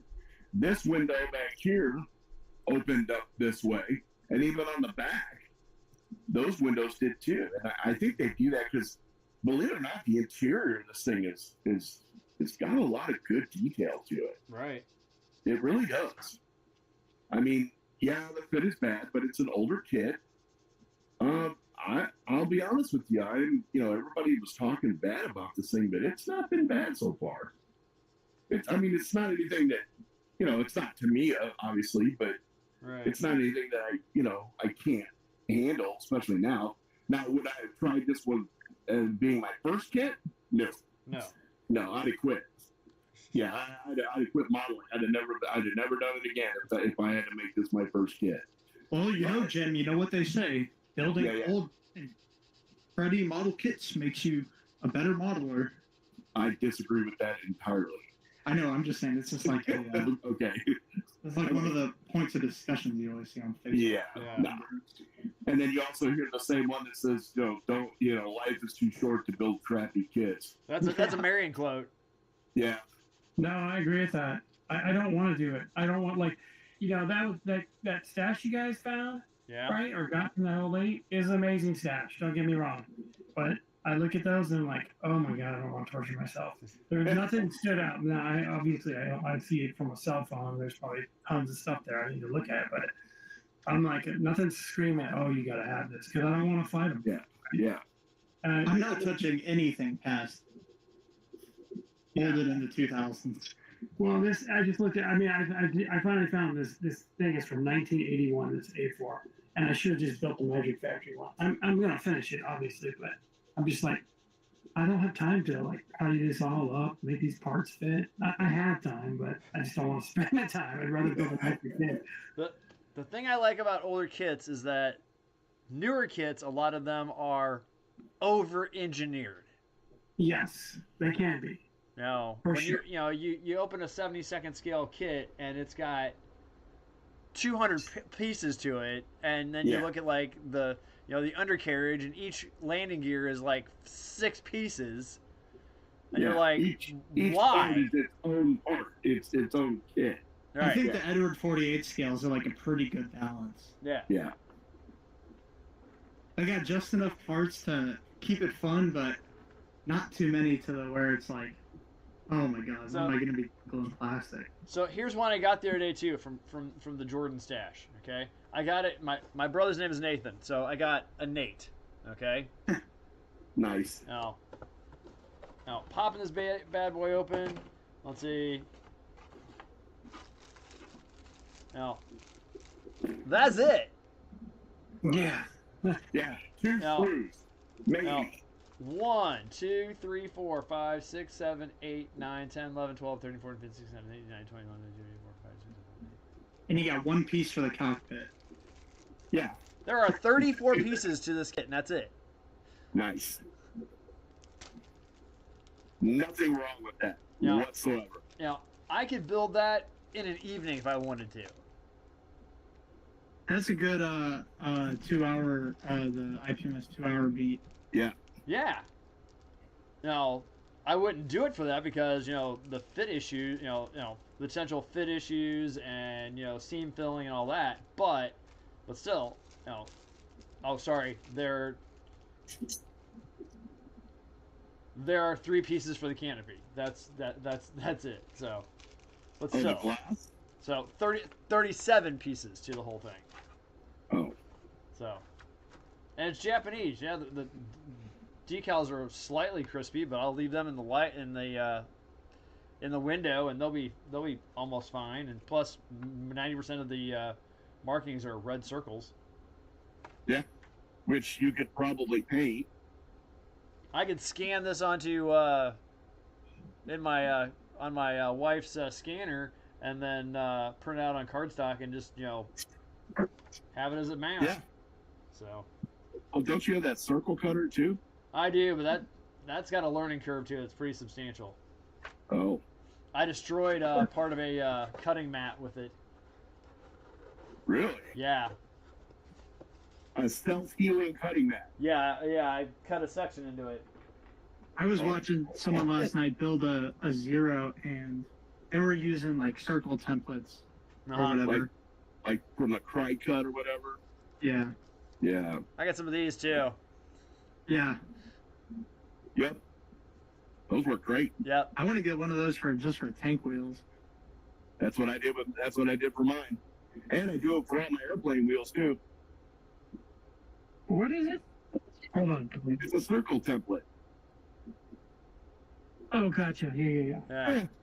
You just find the right size. You stick your wheel up to it. And you hit it with a airbrush. Boom. Yep. Wheel painted. Chris, what are you using to hang those boxes? Oh, just tape. Okay. I cut off all my lids. I got a whole box of them. So. Did you say you cut off your legs? What did you say? He's got a whole box of them too, Jen. It's a big box of legs. Like, dude, Funny you said that. I was watching on Netflix here on the treadmill that Frankenstein movie. It's great. Where they go to, there's a war scene at the end of World War. But I don't know what war it is actually. The one I think with Napoleon, and they go and get a whole bunch of bodies. And they cut the legs off this one, cut the arms off this one to make Frankenstein. Ah. So, wow. it's a pretty good movie. It's on Netflix. Is that the one that fights the angels? I don't know. I'm like halfway done. It's over 2 hours long. It's new. It's brand new. So. Oh. I think you're thinking of Doctor Who, Jen. No. There's and it was I can't think of the dude's name. Something not Lockhart.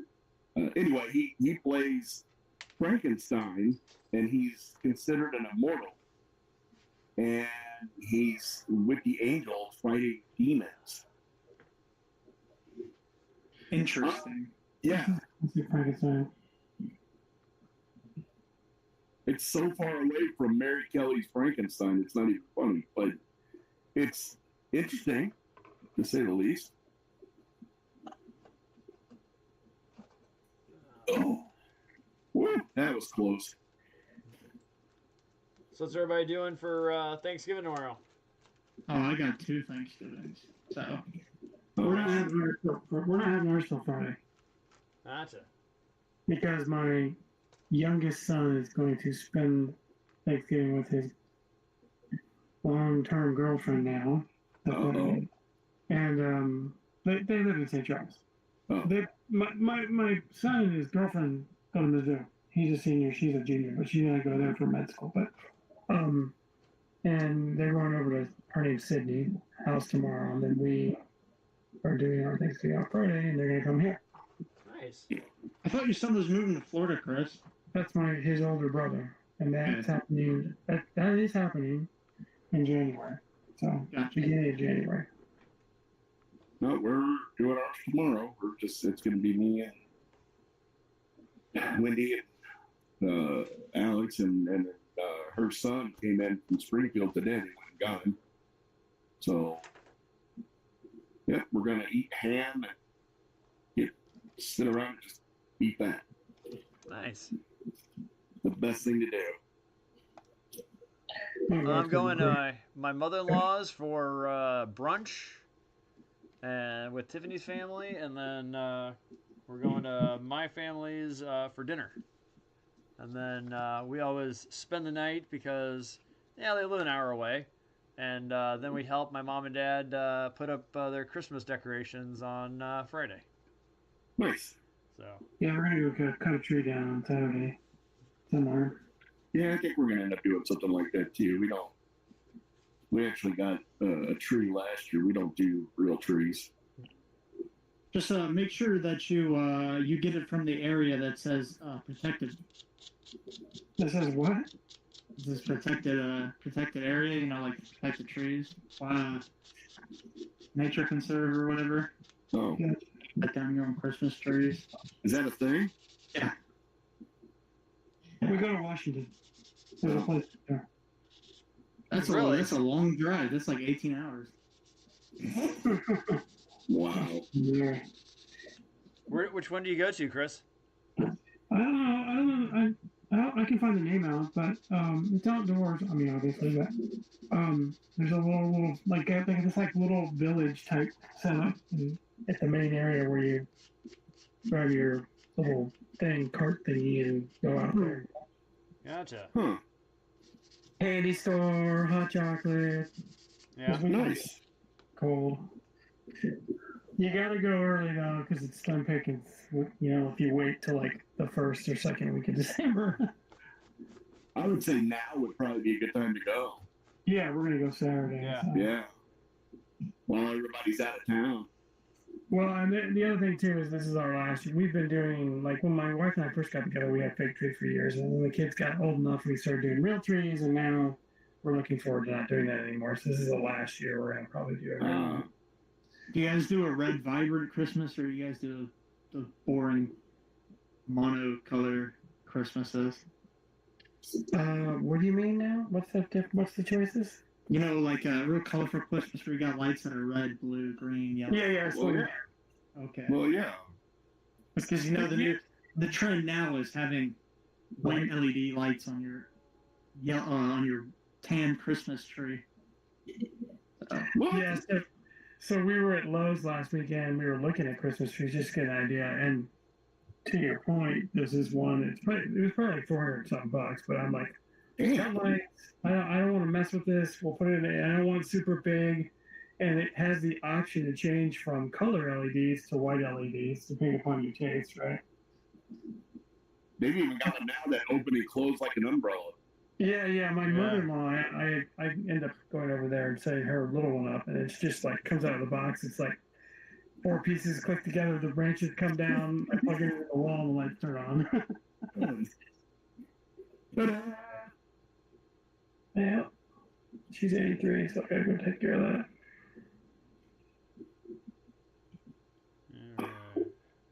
Well, I picked this as an end of the year build, thinking, it's gonna be fast. There's no ordnance, and my God, I'm gonna have to sand probably so many spots. It's all right. Well, you're done with the cockpit. That's the. Yeah. Well, I put this hump on the back here, to make an F. And there's just so many spots along here that I gotta fill sand until I get this smooth. And then rescribe any lines I take away. Then again, this might just be like my shelf, not taking anywhere type thing. So how much effort do I put into it?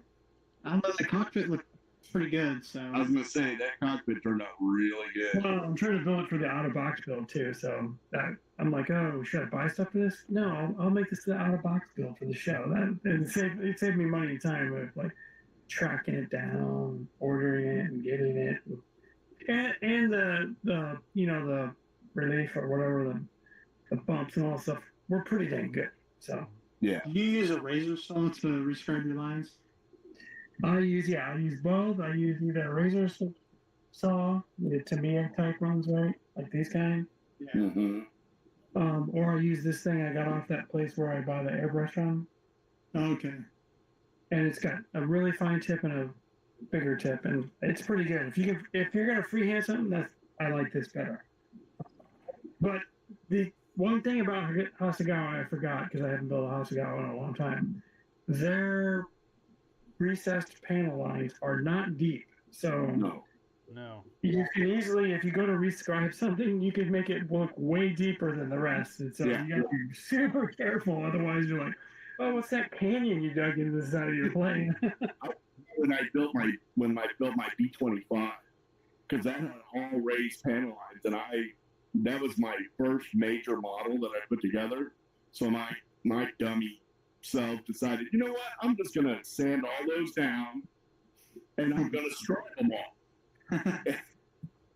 And they are. Every one of them are like canyons, and it's horrible. And then when I weathered it, the paint job actually turned out okay. But then when I weathered it, every seam has chipping on it. Every seam. So it looks like somebody just peppered it with a sandblaster. But live and learn. That was the old what is that, the the Jaunty Joe, it was the old Rebel. I know, Sean, the Michaels one. It's right next to the P61. Yep. Yep. Matter of fact, I think I got it from Michaels. Yeah, I probably. Yeah. And it's kind of, it kind of gets a bad rap, but it's not a bad kit. No, it's not. It's not. The only thing I don't like about it is it's no matter what you do to it, it's a tail sitter. So it includes use the steps to keep it from going backwards. Gotcha. Which do you guys plan on going to Mark Twain's on Friday? Or what? They have a sale or something? Friday sale, yeah. Oh. Probably not. Probably not. I figured I'd check it out online, and if anything looked worth it, then even when that place is so expensive. Yeah, and I think it's getting worse. When I need something like from the AK line, I'll go there and get it. But it's like $7 an AK third gen bottle. No kidding. I bought that set of green, and then I had to buy the thinners, the airbrush thinner and the flow improver or whatever. And I think all total that came out to like $60. It was bad. I was like, really? Just for paint? Yeah. That's why I love Tamiya. I hate it, but at the same time, you get that warm fuzzy feeling buying something from your local hobby shop. Agreed. That's very true, and I like supporting them, but not when, it's tough because. Yeah, it's just so much cheaper online for lots of stuff. Like, what's that place in New Hampshire that you turned me on to? Scale, whatever. Hobbyist. For paint? Damn, that place is good. They got everything. They got MRP, they got Mr. Hobby, they got, yeah. And there's no tax because they're not Sprue Brothers and they're not in Missouri. Yeah, I try to order from Sprue Brothers as little as possible. Well, I'm a fan of Sprue Brothers, but there's a lot of times when they don't have a lot of stuff that I need. Yeah, and I'll look it up in Squadron, which is a good place to go because they're in Tennessee and it's no tax and it's close. And often Squadron's got a better price. Really? Yeah. It's because Squadron, they're a direct importer. Sprue Brothers, they get all their stuff from a distributor. That's why it's so much more expensive. I really try to only get from them like the lightning deals, or if there's like a Black Friday sale going on. I love when you go to buy, especially, and it's probably like the same for a tank, when you buy an aircraft and down below it's got all the accessories. With at our yeah. Like, check, boom, done. That I like. Yeah, Sprue Brothers does that, and I like that. But can't you do the same thing off the scale mates too? You can. It's just that you just have to hunt it down. In fact, if I'm finding the pit cheaper somewhere and I want some aftermarket, I'll act like I'm buying it there to see the parts so I can look up the parts at another place. There you go. You gotta be careful with Skillmates though, because sometimes they'll just throw aftermarket sets that aren't even for the kit under there. I did that. When I bought my Sherman from them, I got the Furrow model track from them as well, and they sent me the one for the Super Sherman, and they're not right. They don't work. Yeah. So I had to go and buy the other ones. Live and learn. Yep. Yeah. I've done that. For that F-14, I bought the Quinta and I bought the Great Wall Hobby F-14 Quinta. So the Tamiya, which is an Eric, and that was $30. Wow. Now, I eyeballed it, and most of them will fit. Not all, but.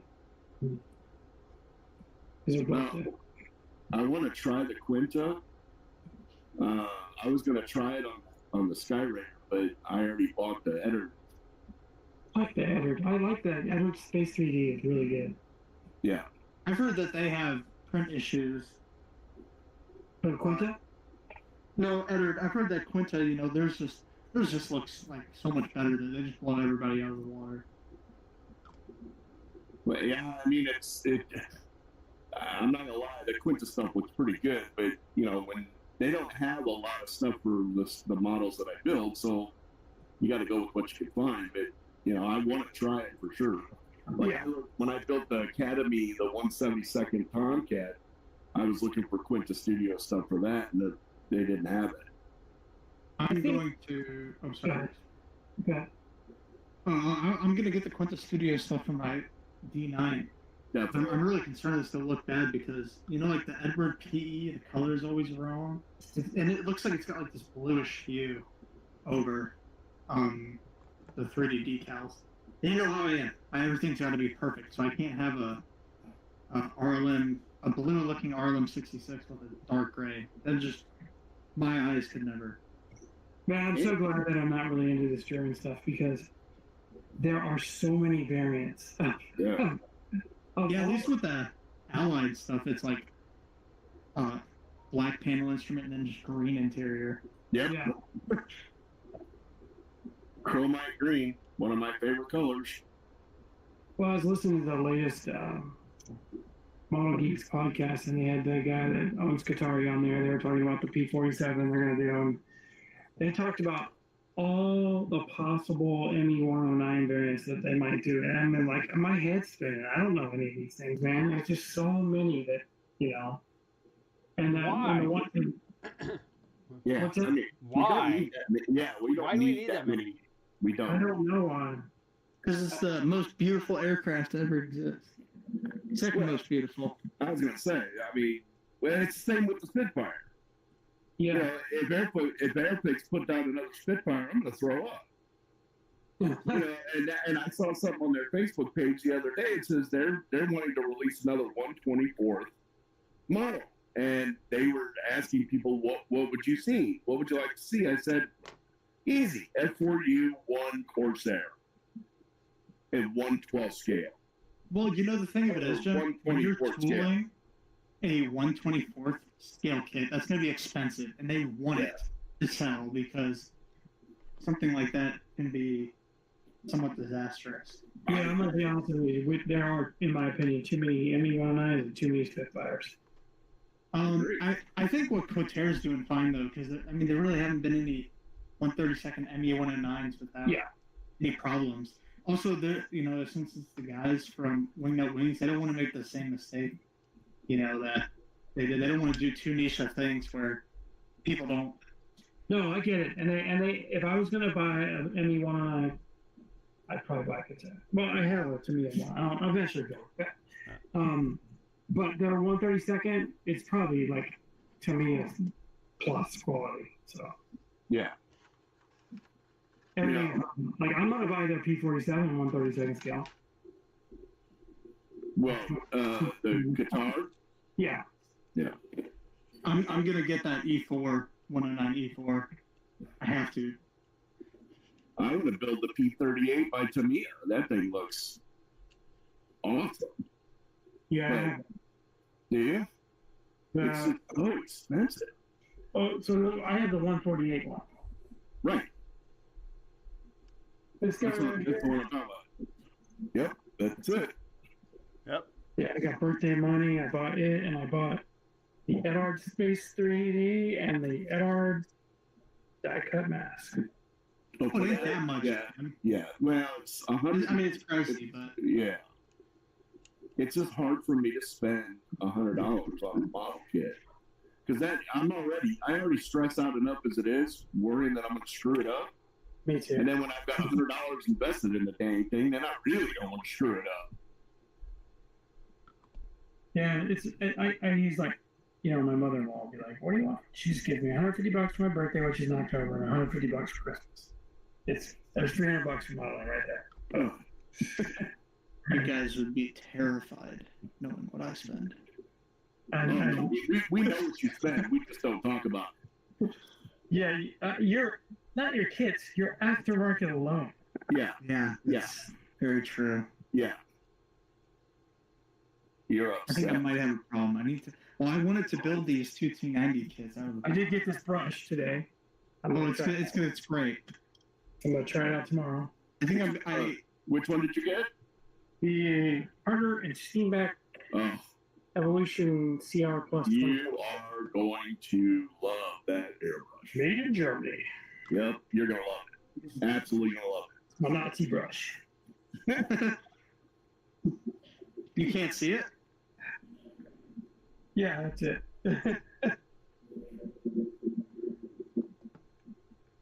Yeah, that's a great airbrush. You were in Germany, right? Sorry, go ahead, Jack. Well, there's a bunch of people online. Like I watched that Steam Geezer. That's all he uses is the Harder Steamback, and he says it is the Cadillac of airbrushes. You're gonna like it. Cool. Well, one thing I do know that I'm looking forward to trying is that screw-in thing on the back end, right? Yeah. So I watched a Harder Steamback YouTube video from the actual company, right? And he was like, say, you know, you want to do that German modeling on the side of your ME-109. He sets it, right? So that when he presses down, It's a needle stop.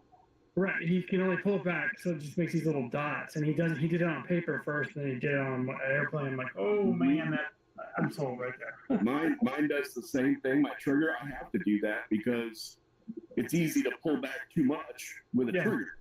So I've got a needle stop on it, and I've got it like open like a half a turn.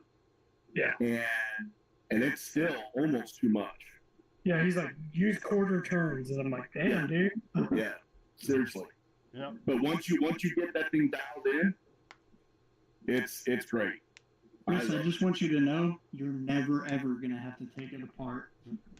Okay. Yeah, that's like the best part. Well, obviously, I don't take mine out while I'm taking it apart while I'm like working on something, but afterwards I will to like deep clean it, because you can just, if you're using lacquer or those hybrids, you can just completely just clean it out with thinner. Oh yeah, if you're just doing like a color change or something, yeah, you're gonna love that, because then you just run some alcohol or Windex or whatever you want to use for it that you normally clean with, and it cleans it right up. You use lacquer every time. Yeah. That's probably, of all the chemicals I have, I probably use lacquer more than anything else. Well, it's just the best. I mean, yes. And I use those blue cans from Walmart. That clean strip, oh, it's great. Yeah. I mean, I clean my brush out with it. I run 2 to 3 times the amount of paint I ran through the brush in lacquer, right? Just because I'll brush it around with a brush lacquer in there. I bubble it. I spray that through, and I put a little bit more in there. I dip it and touch the front of it. You got to be careful though, because the lacquer thinner will wear down your seals. Yeah. Yeah. That's why I use alcohol. And even that, if I'll run like alcohol through it for a color change, I do it like 3 times. But then if it's gonna sit for a while, I'll run some of that. That Madeira airbrush cleaner. I'll run that through it because it's got soap in it. Yeah. So, yeah, if it's gonna sit, then I'll do that. Going to like there's that place you turned us on to, Jen. The Mary Hobby. Yeah, the Mary Artist. Yeah. Yes, right now they have a 15% off everything. Yeah. Through December 8th. If you guys want this, I can email it to you. Well, they got the Galilei on there. Yeah. I kind of want that. Oh yeah, that's really popular. What's that British guy that works for Model Magazine or whatever? Oh, you're talking about Genesis models? No, he's what the heck is his name? He works for a magazine. He gets commissioned by Revell and all these guys to build stuff. Something other. He's on Facebook. Anyways, he bought a gallery and 2 of them, and he was playing with them, and he was saying how great they were, the new ones. Well, Barbados Rex says he likes them too, so. Yeah, they got some really nice new looking ones in there. I want that 0.2 because the needle of my 0.28 for my HNS, it's a little bent. You can tell whenever you're spraying. It's nowhere near how it used to be. You can, if you message IPMS, there's a guy that's got a needle straightener. Oh, really? Yeah. He sharpens them. Yeah. Yep. He can do that. So this is the ones you're talking about? Yeah. Oh, the Aventus. It's the .2 one. I don't. It's got a Mac thing on the front too, a Mac valve or whatever. Okay. Shop. Airbrushes, all airbrush. I think it's the Morbius. Yeah. The Morbius. Right. What? Right here. Morbius .2. Yeah. Yeah. Yeah. I really want to try it. That looks awesome. The only problem is it's $54, man. That's pretty cheap. That's Yeah. wow. That is good for a .2. But then again, there's also the PS770, which is like the pinnacle of detail airbrush. Right? And it's got the needle stop on it too. Well, here's their new one. Wow. It's .2. How much is that one? Hold on. Where's buy? It is not cheap, I don't think. $155. Oh, Not bad. It's cheaper than the Mr. Hobby one I want. But I look at all these things I look at, like this little button right here looks just like the harvesting back. You know what I'm yeah. saying? Well, I don't think they patented it, so. Oh, right. And this is probably a Chinese company. They don't care about that. Yeah. Chris, I guarantee you, once you use that harder steam back a couple times, you're gonna love it. This one does look cool, though. And now, one thing I really want to use on the harvesting bag is this. It has the same thing. The tip here on this one on the screen has that open tip so that you can take a brush Right. and wipe it off. I want that blue one. It'll match my phone. Midnight Tide Rex. Stop sharing. Oh, I want to build a Corsair simply because I just love that U.S. Navy blue. Yeah. So cool. Also, just because of the fact that I can just go crazy on it, nobody will care. Let's see. Yeah, they're weather Catch to it. beat the band. So yeah. Catch up on George here. Let's see. He asked what people are buying for Black Friday. I think we kind of talked about that. There you go. Let's see. Also, he says he's not fussy. He got, let's see, a Revell 132nd 109. It's a nice kit, fairly new tool, and looks great. He also bought a Badger Velocity for half price. He said the best American-made detail airbrush he ever used. He also has a PS771. And let's see. He said proudly will never own a gallery one. He says they're overpriced. So. Wow. Comes from the man who used to do it as a job, I do believe. Yeah. Oh, yeah. Isn't that the Pasha? Isn't that the... I don't know. She's terrible. Well, there's a lot of people that would actually disagree with that statement. Yeah, that's because they've never used anything else. Well, I'm a fan of Iwata. I mean, I love their airbrushes. The Iwata I've been using has been great. It's just you got to think of Iwata. It's kind of like the Tamiya of airbrushing. Yes. Yeah. Yeah, they got it right. They got it right, and they've just kind of stuck to it. They own harder steam back too. Do they really? Yeah. No. Yeah, look at it. Harder Steamback I thought was German. It is German, but they got bought out by Iwata. Oh. And I thought it was must have been recent, but look it up. No, it's been for a while. Because I thought I 2019 or something. Korean or something. Japanese, I'm pretty sure. Harder and You're Seapack probably is right. owned by Ness Iwata Corporation, Well, a Japanese company that acquired the German airbrush manufacturer in 2017. Oh, man. That was a great year. That was like okay. 10 years ago. Oh, geez, that's crazy to think. Julian, here you go. That's kind of funny I'm saying that, yeah. But still, that was a great year. Years for me now at my age feel like 3 to 6 months. Yeah. Yeah. I mean, 2025 felt like it just went by in a snap for me. Oh yeah. Yeah, me and the old lady went to Vegas this year in December, and it feels like we just got back. Yeah, and the thing is, I think that we can control that feeling there's just so many things in your life, like at work. Okay, we're gonna deploy this new system or whatever in IT in June, right? And then we're gonna open up a new store and this time. And so you're working towards these milestones, and you're really just burning off 3 to 6 months of your life, right? Yeah. Yep. And there's all these things. Oh, I can't wait for this, or there's the model show at the club. Oh, that's in September. I can't wait. Hurry up and be here, right? Well, no, don't hurry up. No, don't hurry up. I've set a goal for myself. I needed to go slower. Yeah. I mean, Chris, I just sent you a Facebook post. This guy, he's building the Hasegawa F-22 48 scale, and he's highlighting some of the issues, and he's going to keep highlighting them. So I send it to you so you can keep up with it. in the chat. I know you got that. You sent in the chat? I sent it to you on Messenger. Okay. I'll look at it. My phone's on here, and I'm not logged in on this computer, so. Yeah, that thing's. It doesn't look easy. But there's not really F-22s out there. I'm kind of terrified of doing the Editor D9. Seems like there's a lot of issues. Well, you did all right on the other one. It looks really good. Well, yeah, but that was a 2025 tool. That was made by Stain. So? I mean, that was perfect. No fit issues at all.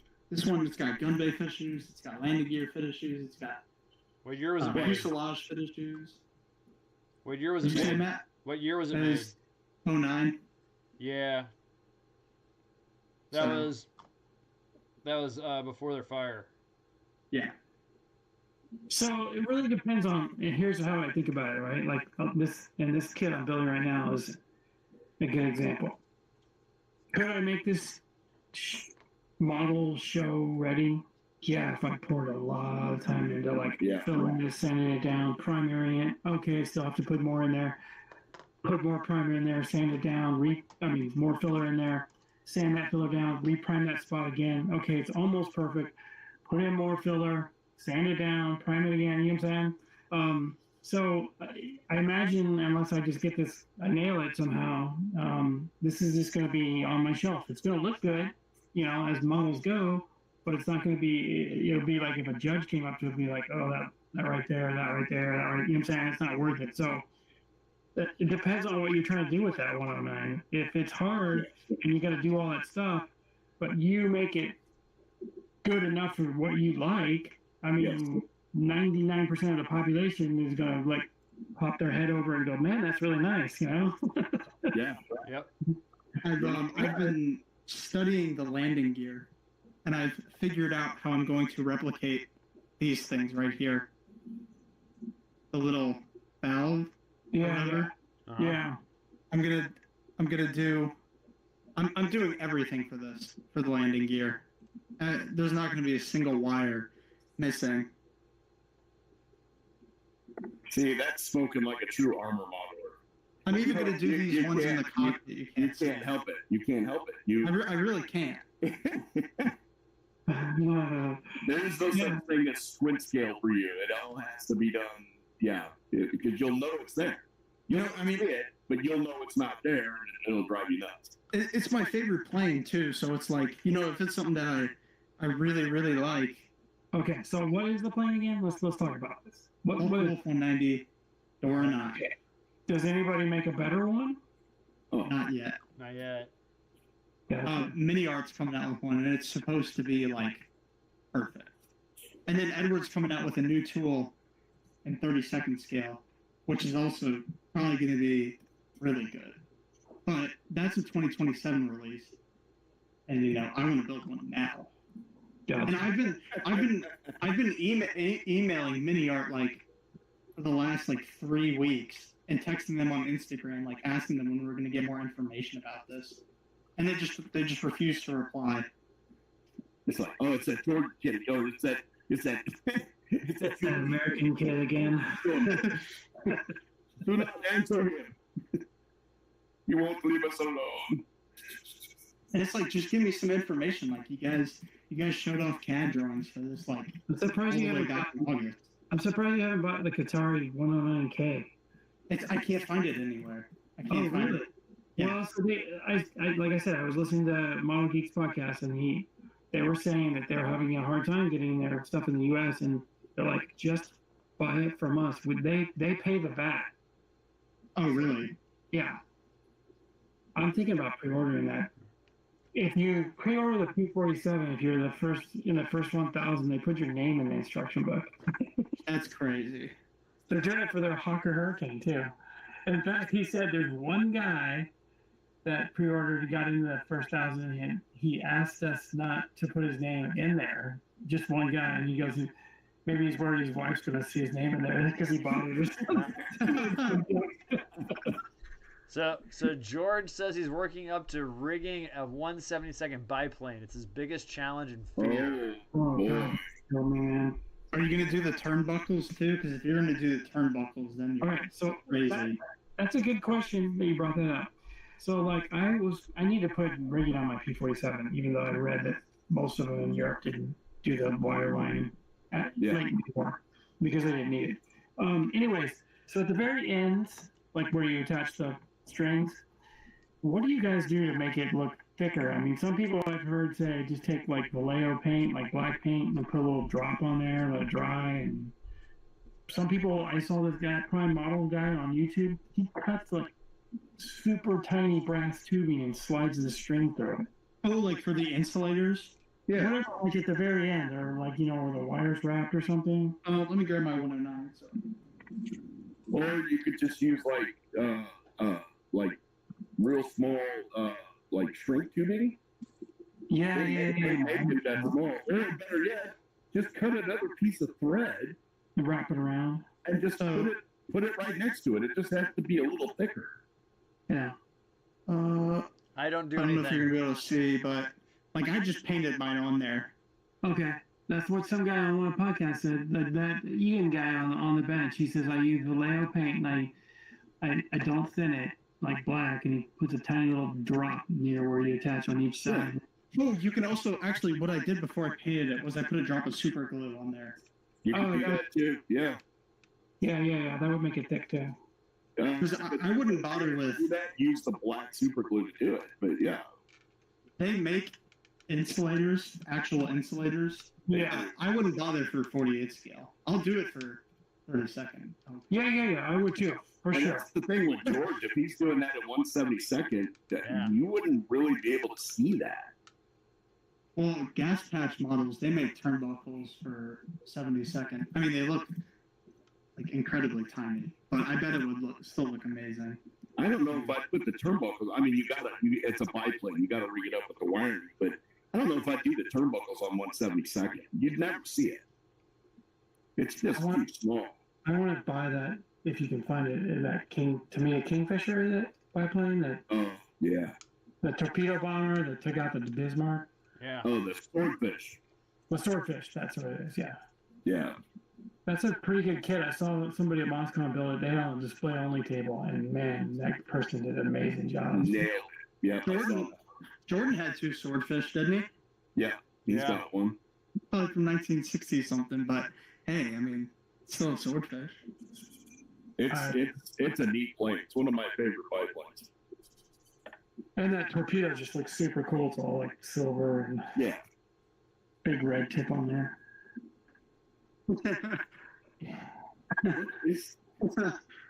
I'm so confused.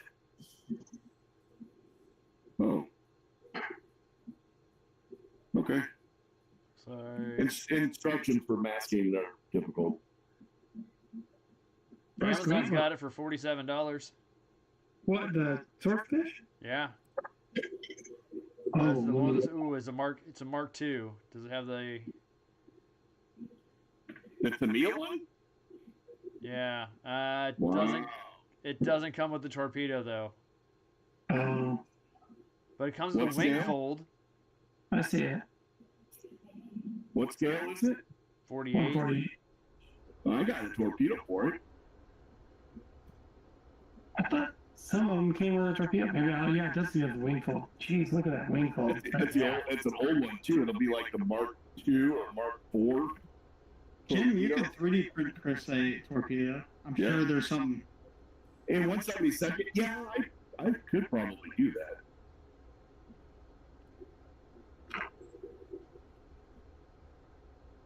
What? So you guys know how I got that 132nd F5?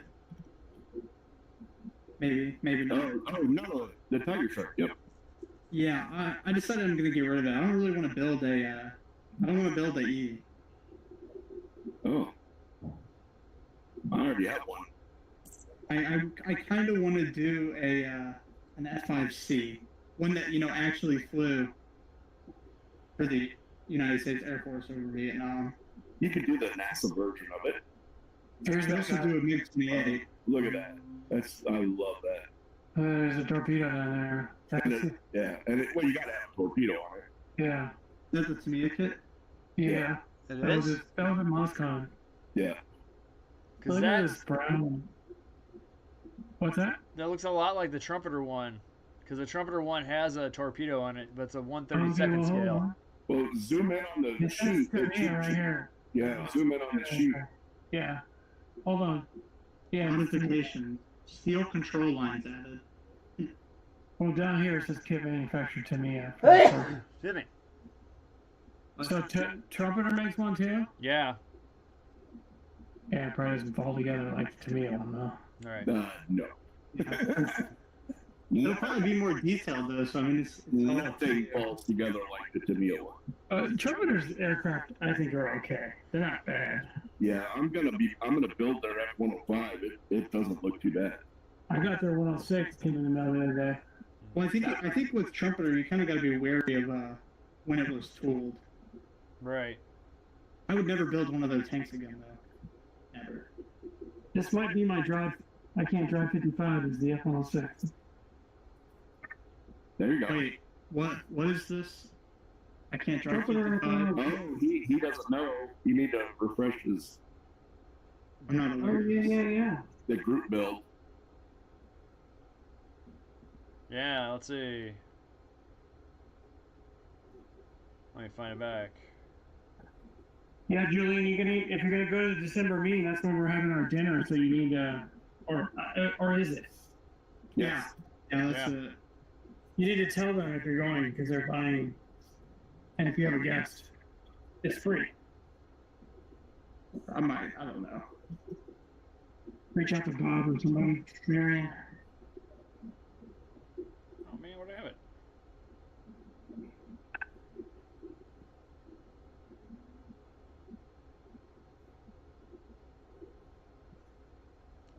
So George says the struggle just to position the wires where you want on the 172nd scale. Yeah, I totally agree on that. Yeah. But you have to do it obviously because it's a biplane. But I don't think you have to do. I wouldn't do turnbuckles on it. Yeah, you'd never see them. I mean, it's just at that scale, it's pointless. It would almost look out of place. I'm gonna show you something that you could do, George. This would be pretty easy. Let me look through all my aftermarket.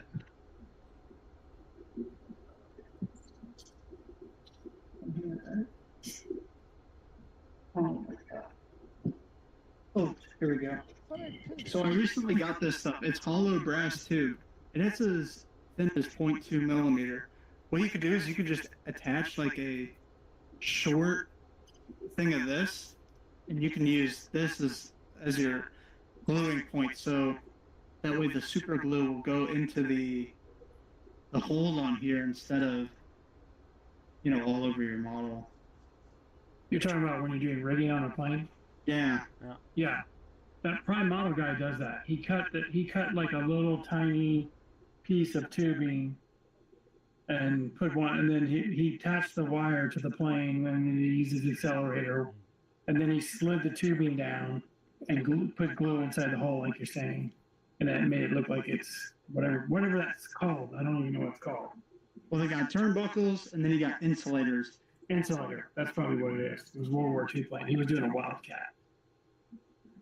Although I'm pretty sure some World War II planes have turnbuckles on their rigging. Oh yeah, for sure. Not all of them though. Okay, so Jordan, here's our group builds for 2026. starting December 26th of 25, going to June 26th of 26, is I Can't Drive 55. Items that must go at faster than 55 miles an hour, so that means no ships, no tanks, and no figures. Okay. And then we so have, basically just a plane? No, it can be a car. It can be, a car. No. What if I do a tank that goes over 60 kilometers an hour? There is none. We checked it. Now, what about like a wheeled vehicle? That's a wheeled vehicle. It's not a tank. It's not a tank. Oh, yeah. Fair point. Yes. Then, let's see. We have a mid-year one, April 9th through August 5th. That's Stan's birthday, ending on Vlad's birthday, and it is going to be the Edward group build. Any and all Edward kits. It's a good excuse to get more, I guess. Yep. There you go. And then we got June 26th through December 26th, Land of Confusion group build, anything from the 1980s. Oh, great. Yeah, so. Not the kit, but what in real life was it used? Right. Yeah. So, there you go. You can repeat any tank. Chris, is this like what you're talking about you saw him doing? Like that you see right here on the tail? Yeah. Okay. Detail tubing.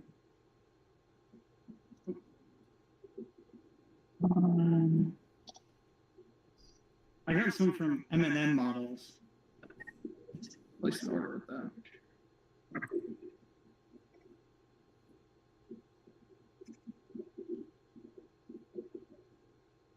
All right. Yeah.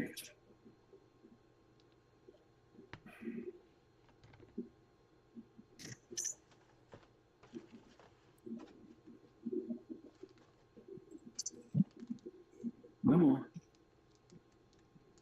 Oh, you piece of.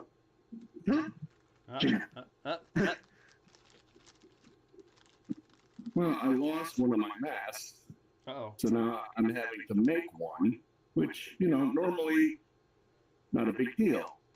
It's not cooperating. Oh. That's When nice does of it that. ever? You summon a bitch. Gavin could build an Encrantoplan 340 kph. Interesting. Gesundheit. Yeah. Oh yeah, but guess I need to convert that real fast. Let's see.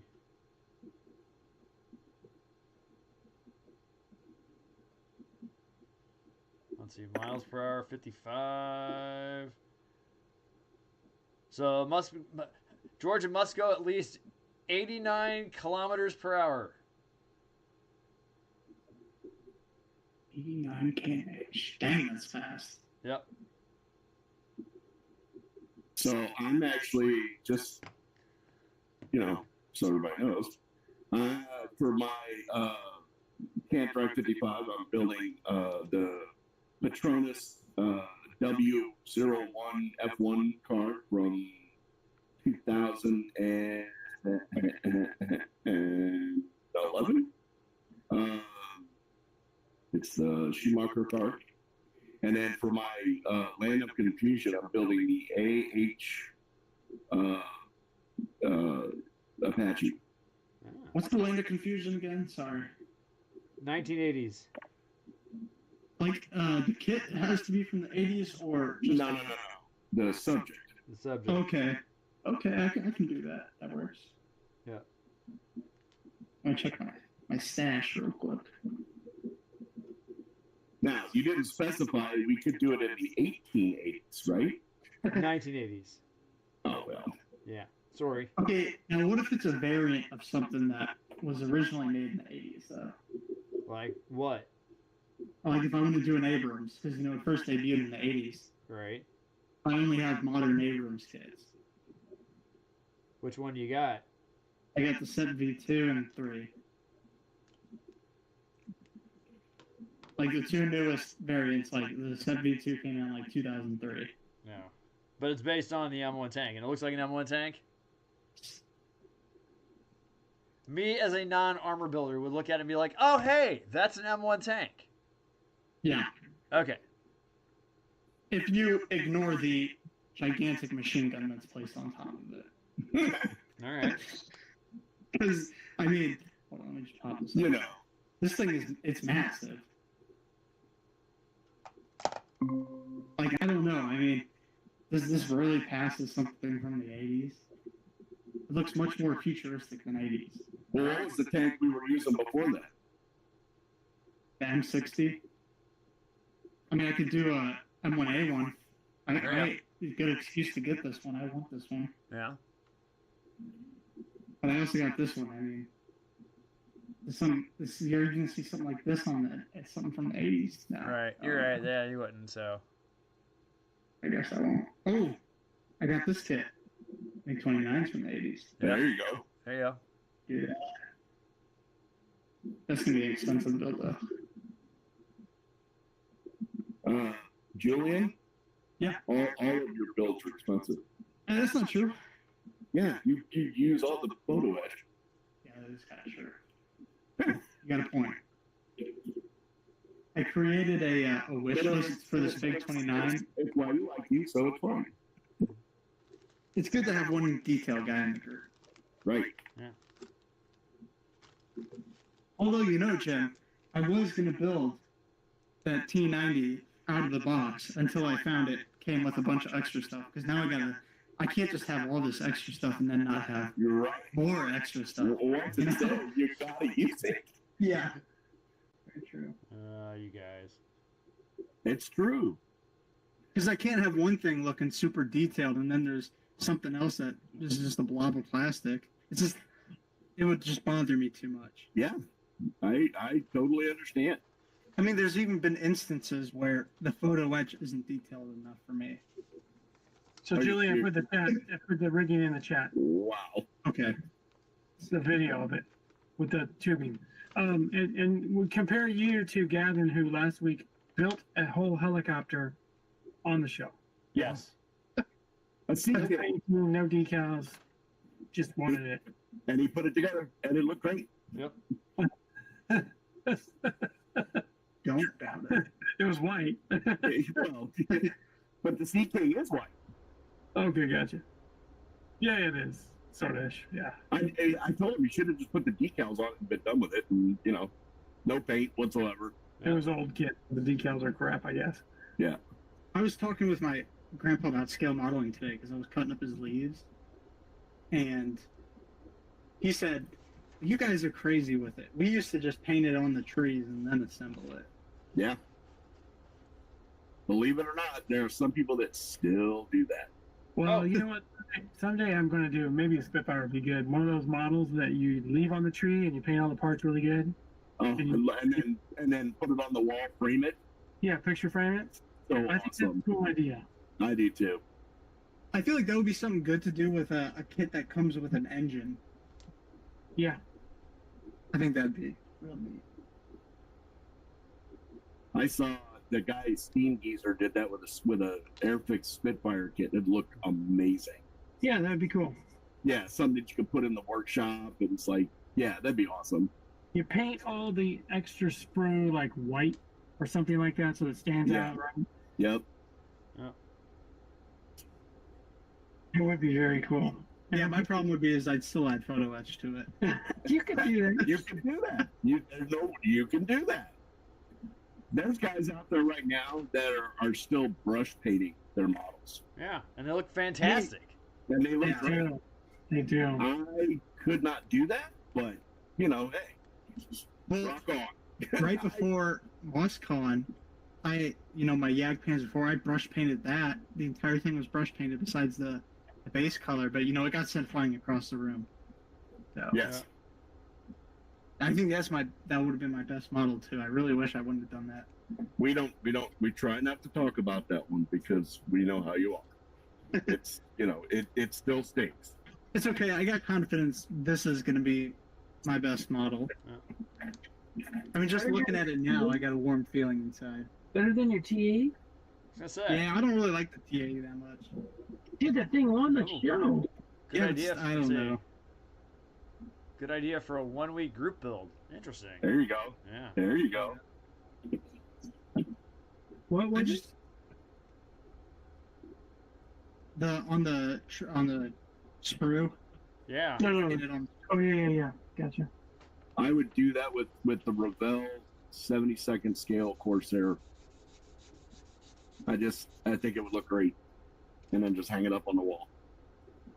You got to get one of those multicolored sprues that already come painted or colored. So yeah, I painted this on the sprue. Well, that 25 by 25 thing I was going to do with the ships, I'm going to put that on a plywood backing, and I'm going to hang it on the wall. Because I don't have the room to put it anywhere else. Yeah. So I'm gonna actually glue the ships to the diorama base, and then once I'm gonna put it in a shell. I have to figure out if I'm gonna do it under ships or diorama or both. I really want to do a diorama, but I really don't have the space for it. I got new shelves on my wall. Nice. But I still, there's still not enough room. You need to check out the link I put last week about the building the garage shelving. Yeah, the thing is, all my walls are kind of busy already.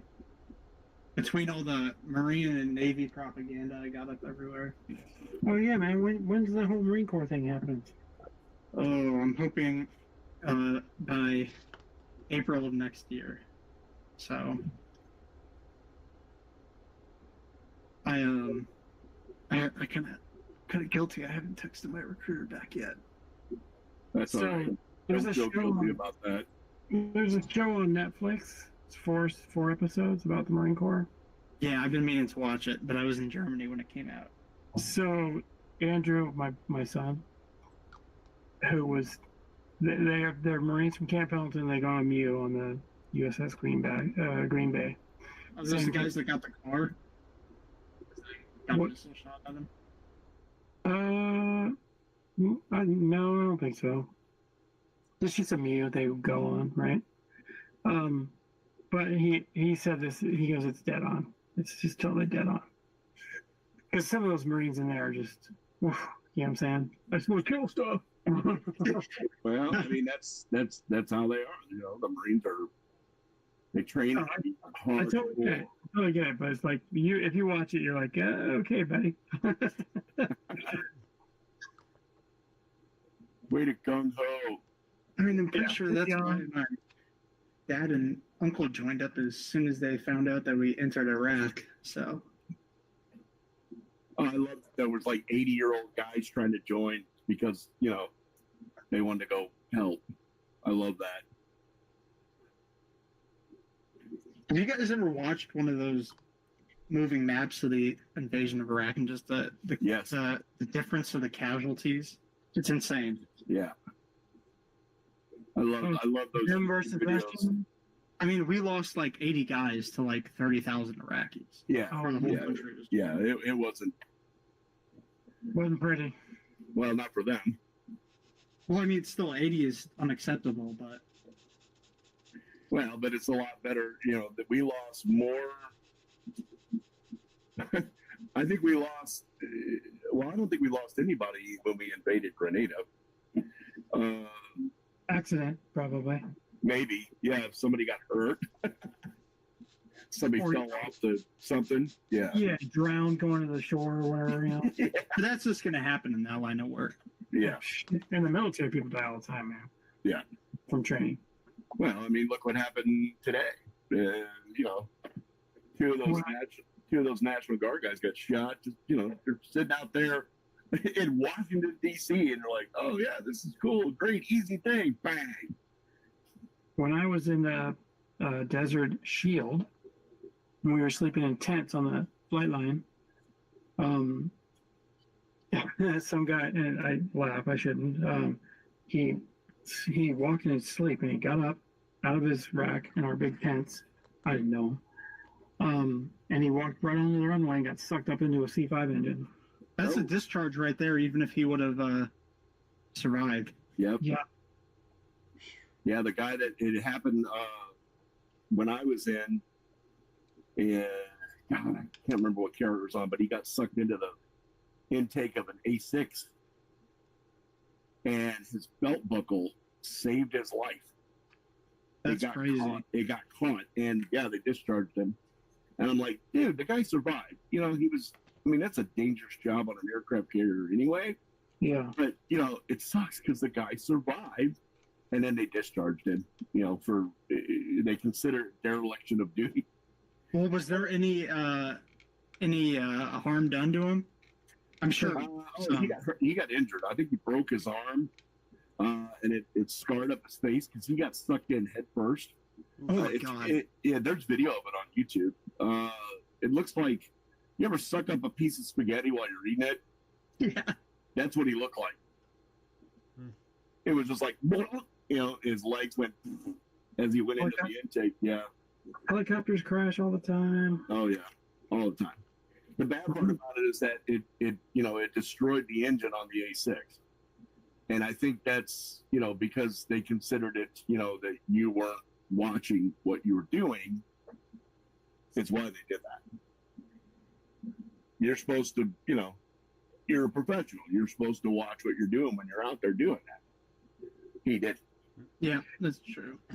You know what's crazy to me, Chris, is you were so close to guys like Rick Keesley and some other people, and you guys just never met each other. Yeah, I know. I mean, like Rick Keesley was like a captain at the time flying C-130s, but yes, and I was on that base, and I did nav aids, communication, flight checks, all kinds of crap on that base, and he was there at the same time, Mather Air Force Base. Oh, really? Wow. Yeah. Oh. Yeah. Yeah. Well, it was a navigator school, and what we did have the 940th Air Refueling Wing, and we had a 320th Bombardment Ring B-52s on the base. So and he was there, I think, for training or something. I don't know, but. So you never got to see the oil fields on fire, did you, Chris? Where? And no, I was gone already. Okay. Yeah, that didn't happen until, really late in the war. So I went over there in August of the year before, and I left like 20 days before Desert Storm started. Okay. So I was there to set up a whole bunch of gear, equipment.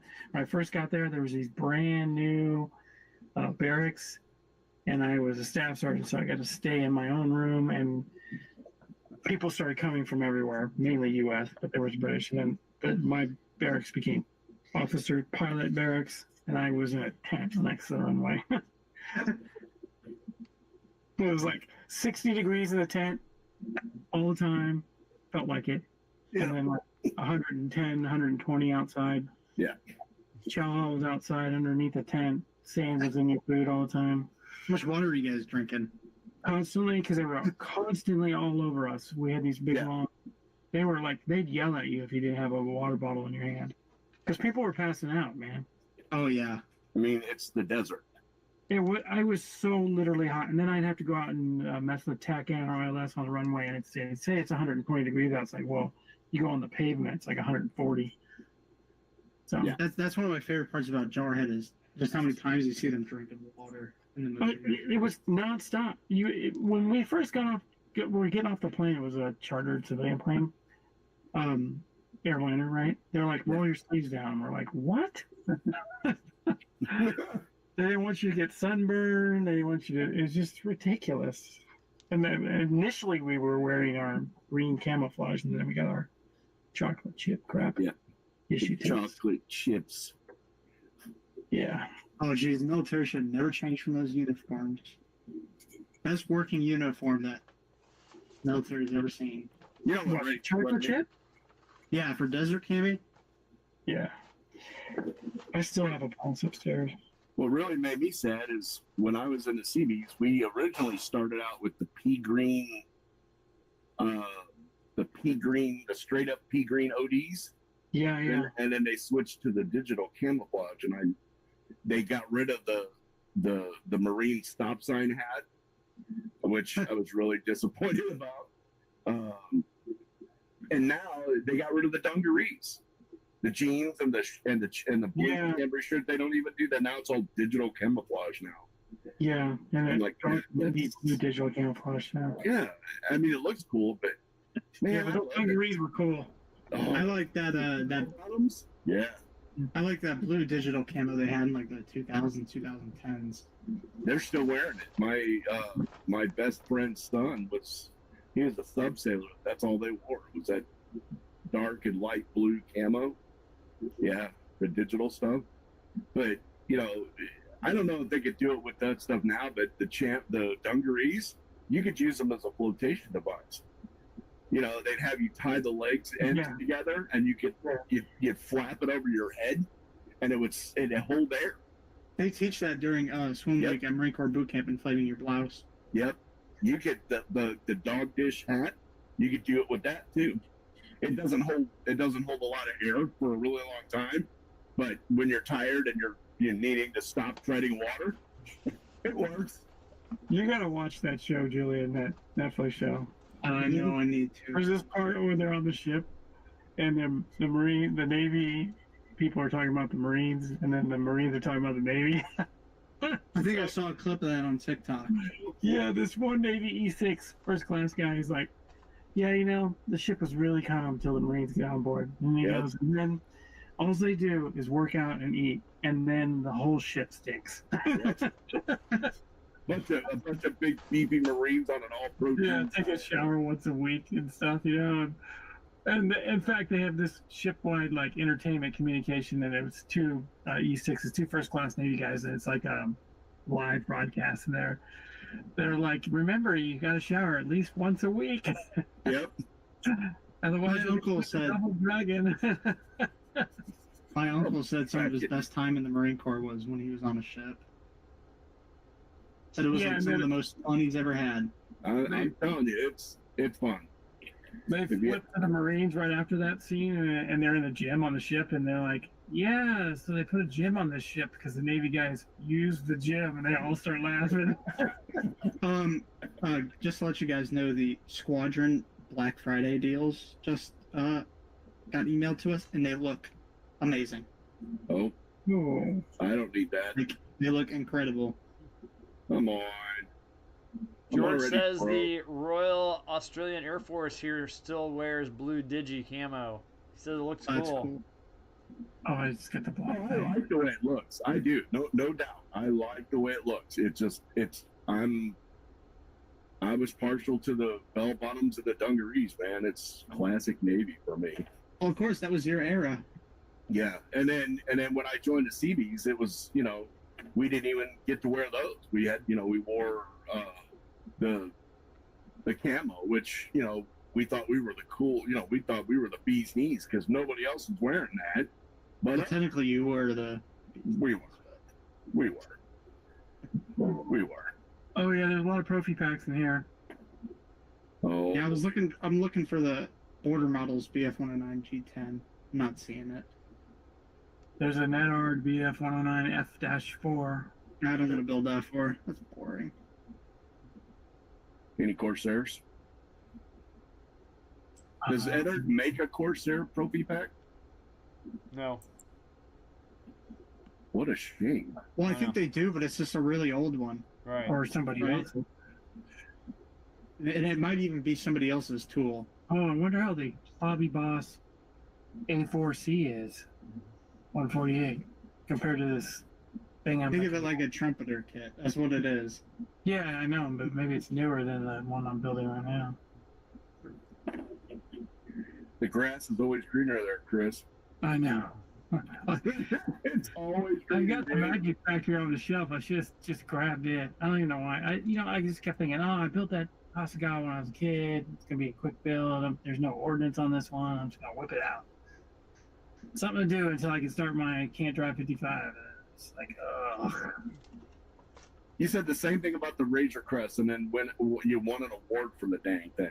Yeah, but there was some incentive there to use metal paints to test it out. But yeah. I mean, this might turn out okay. It just feels. Did you use Outlet or MRP? I used MRP, but I used all kinds of different colors. So I use a little of Vallejo metal too, somewhere on there. I can't remember. Oh, the Vallejo metal color, the stuff. Yeah, the fat bottle one. I love these. Yeah, they're cool because you can brush paint them too. Yep. Like I did the fan blades on the inside of this A4, that turbine blade, whatever, with the silver. I actually use that over my Army Painter metallics for my figures. Like that like the what was it, the dwarf that I built, that I painted. I did it all with those. The gold, the burnt aluminum, and they even have, I think Matt has it, the jet exhaust set. Don't you have that?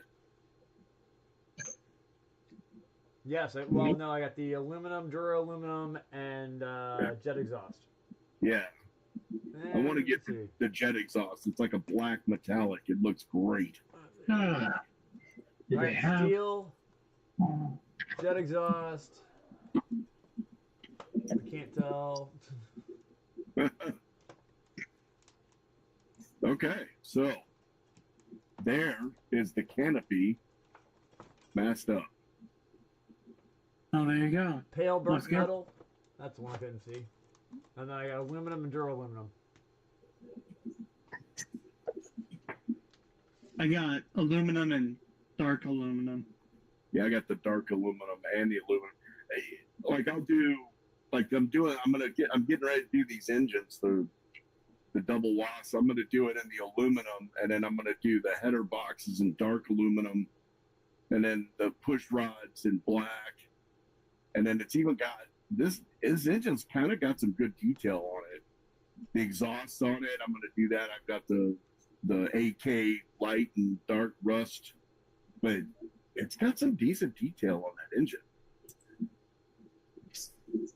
So I have a question for the Hive Mind. Yep. So, correct me if I'm wrong, but on these props, there's a fatter end right here, right? Is that a de-icing boot on the propeller? I have no idea. Can you, I don't know if I can see it, but I don't know if it's a de-icing thing. But Gavin, no. Yeah. somebody get him on the horn. Where is he at? He's at work. Work. Get him on the phone. I need him. Oh, there's a sale on the Mini Art E47. I heard it's dark. I heard it's not that great. I don't know. I saw the Plasmo guy build it. Yeah, there's a couple guys that built it, but I've heard there's like issues and it's over-engineered. Oh, I'm sure. Yeah, everything by them is. Doesn't Tamiya have the Razorback version? Yeah, I guess the one I just built. Yeah. It's a great kit. Yeah, that's the one I want. That was 148, wasn't it? Yep, I got the boat top over there too. I bought that at the Mark Twain thing when we were there that day.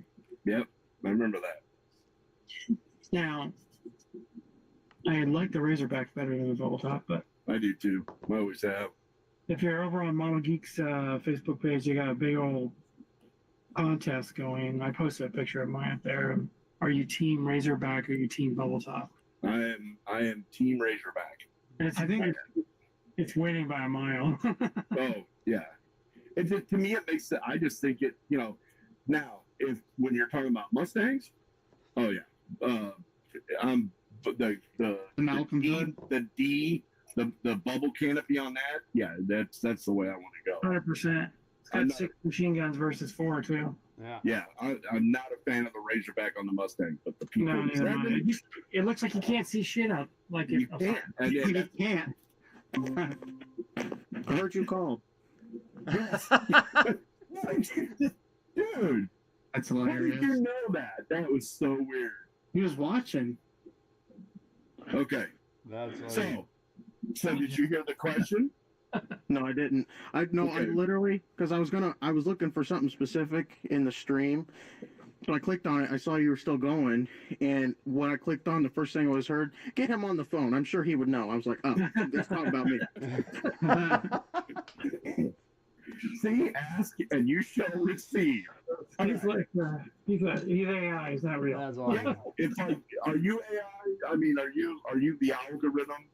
I'm this new Gemini 3 that they're advertising. Yes. There you go. There you go. All right. So if you look at this, see how it's got this beefier section near the root? Yep. Is that a de-icing boot?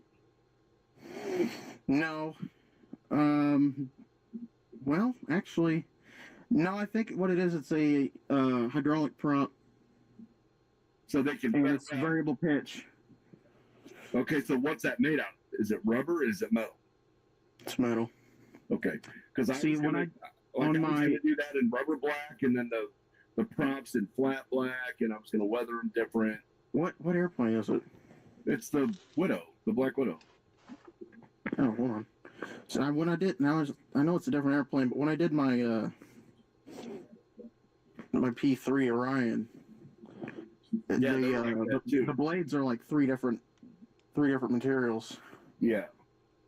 Because I know the P-47 has prop blades like that where they're thicker at the root, and I always thought that they were de-icing boots, but why would you just put them at the root? That'd be silly. You don't understand. No, de-icing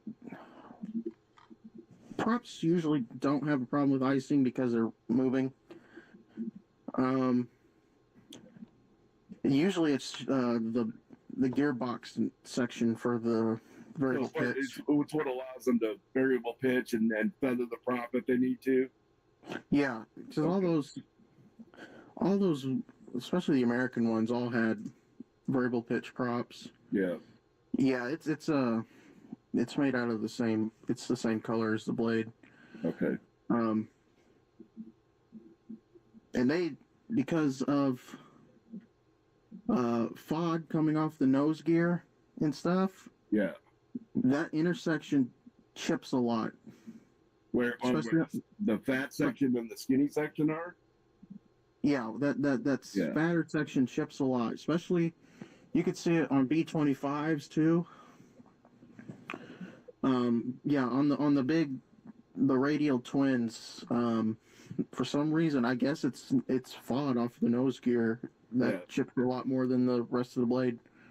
Well, I noticed that all the research photos and all the stuff that I've looked at for this aircraft, and I find a lot of stuff from the Pacific Theater more than anything else.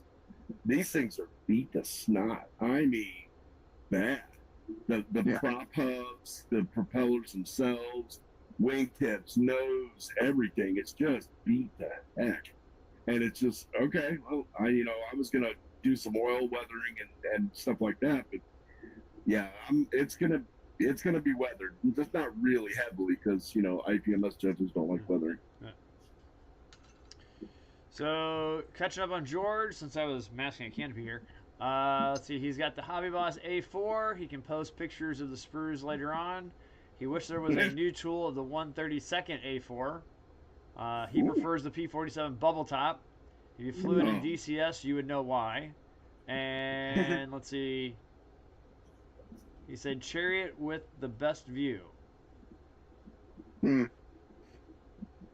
Yeah, I get that, and it's completely true, practical as far as the bubble tops. But the Razorbacks were quicker, faster. I mean, it's only a couple knots, but they just look faster. They just did. I mean, look at all the Reno racers. They're all Razorback. Yeah. I like the early. As far as P-47s, I like the early Evansville built ones. The first ones that came off in Evansville had the C model cowling, which had 2 fewer cowl flaps. Yeah. But they were D model Thunderbolt. Oh, we lost Chris. Oh. And he's back. Hey, Chris is back. Clicked on the wrong button. No, yeah, I have been. If you look at the first Corsair, the XF4U1, it had basically a bird cage. It was a Razorback too. Yep. And then the F4U1, not with the X, that was the bird cage because I know Tamiya does a great version of that. But my favorite one is the 1A That's always been my favorite Corsair. Yeah. Yeah. I'd like a new tool. A4B-1 Skyhawk. Right, it's an A4D actually, the old designation. The first model, when they standardized them, it would have been the A4A. Which, you know, it's like any airplane. You look at or any vehicle in the military for that matter. Look at the original Abrams tank compared to the new one, the latest one with all the reactive armor and the stuff on it. That thing is taller than a school bus. You know, it's huge. It's thick. Yeah. And the same thing with the M model Skyhawk. It's got that blister up on the spine and all this, and it looks kind of bloated to me. Yeah, there's bumps all over. I'm building the F now. Yeah, it's got bumps all over it. Yeah, I was always drawn to the first production variants of stuff for, I don't know, whatever reason, I guess. Just looks does it get this Hasegawa kit? Because man, that fit just doesn't feel great anymore. I just the Hasegawa one is 48 scale. Yeah. Chris, I don't mean to sound rude, but I just don't think it ever had good fit. Well, I just remember it as being like better, man. It looks good. When I built the P61 when I was a kid, I thought it fit better than this. Me too. But we're talking Rebel versus Hasegawa. Well, I agree. What's the box? I mean, back in the day, Hasegawa was the box is you know, the little it's the Pride Skyhawk, right? Makes sense. Oh yeah, that one came out like late '90s, early 2000s. Okay, gotcha. So maybe it's got a bad one. I don't know. Yeah, I mean it's okay. It's not super bad. There's just a lot of places I'm gonna have to put putty. I was looking at that Starfighter that Ken sent me, and that's a pretty in-depth kit. I mean, for what it is, it's an early 2000s Hasegawa mold too. Yeah. I like Hasegawa because they don't try and pull a trick on you. No. You know, you got, and this is not a knock on Edward because I love the new hybrid kit, but they're always trying to do something, you know. They're trying to sell something. You know, they're running a business. It is what it is. But Hasegawa just, you know, they got the standard range, and they'll do the limited editions, which are the same kits, just with different decals. And, you know, they just have a formula that works for them. Yeah, they're very conservative. Well, they're a very conservative company.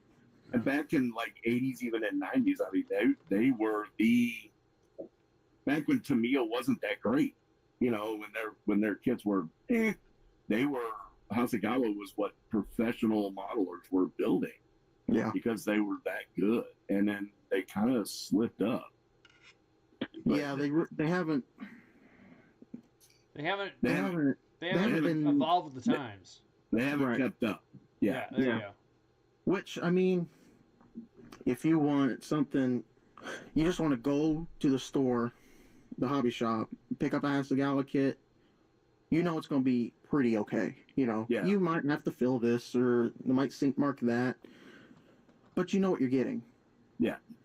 You know, with, you know, an ICM or an Airfix or a Tamiya even sometimes, or an Edward, you know, sometimes you don't know what you're getting. Well, and it all depends on when, right? So, like the older Tamiya kits were not good. No. From what I understand, they were not good at all. My build sucked. Yeah. I mean, the Sea Harrier is one of the worst I've heard. Oh, the AV8B? No, it's the British FRS 1. Yeah. Their original Panther from the 60s is terrible. That was my first model ever. Yeah. Well, that kit was the first 35th scale kit. Oh, really? And what they did, they went to, I think they came over here. They actually they actually took measurements and stuff off the one that's at Aberdeen when they made that. And the reason it's in 1:35 scale is because it was motorized, and that's the only way they could fit a D-cell battery in it, was to make it that scale.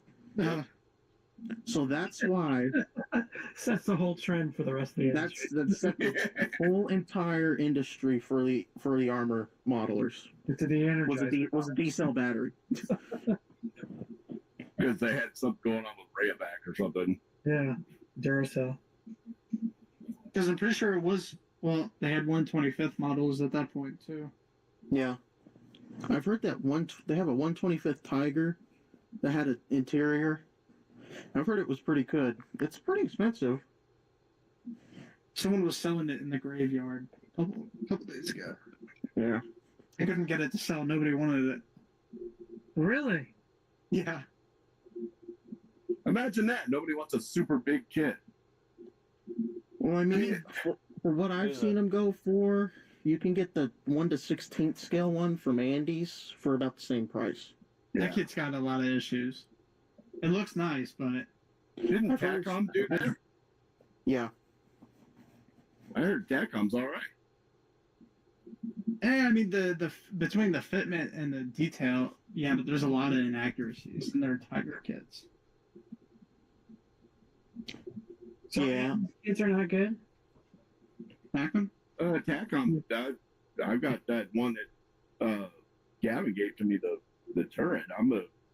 I never built one, but the detail on it looks amazing. Yeah, that's true. I mean, I built the 1/35 scale Jeep, and it was a good kit. Yeah. Better than the 3-in-1. like, I'm not saying that they're bad. I just don't think they do all the research for it necessarily. No, they're not. They're not like Ryefield or whoever. I don't know. There were quite a few inaccuracies. You would know. Who's the premier as far as, specific vehicle accurate details? Who's the best right now? I mean, it's probably still Dragon. Like for Tigers, no, I'd say this is probably the best King Tiger kit. But I would say that the Dragon, like Tiger ones, they're the best, 100%. Just don't buy Dragon ships. You'll be good to go. I've heard that that Messerschmitt is supposed to be shipping soon. Oh yeah, that's right. I went ahead because I had some extra folding money, and I added they have a 1/400 scale, so little tiny. It's a whole space shuttle stack. Extra what?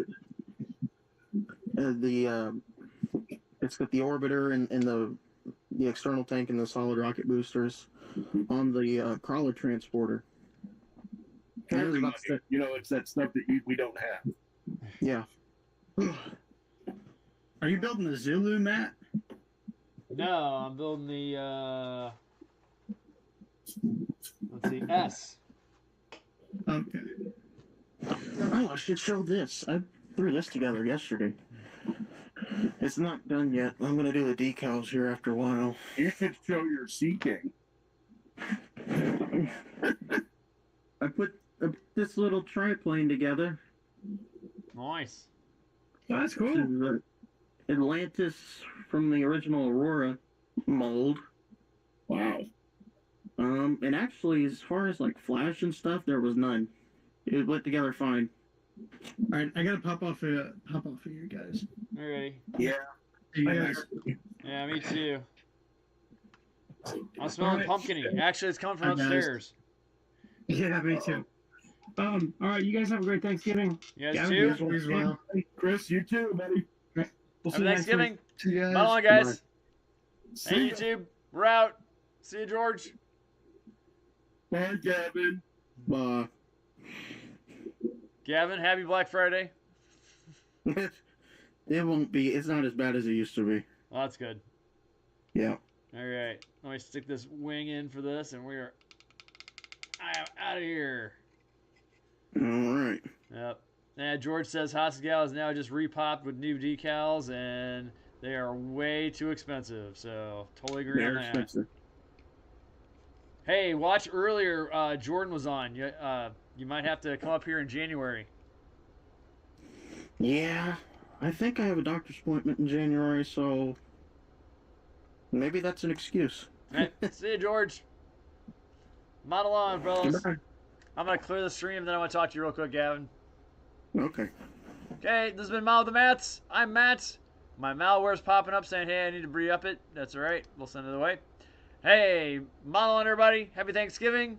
And happy Black Friday. And we're going to start getting into the Christmas season. So, see y'all, everybody. Bye-bye.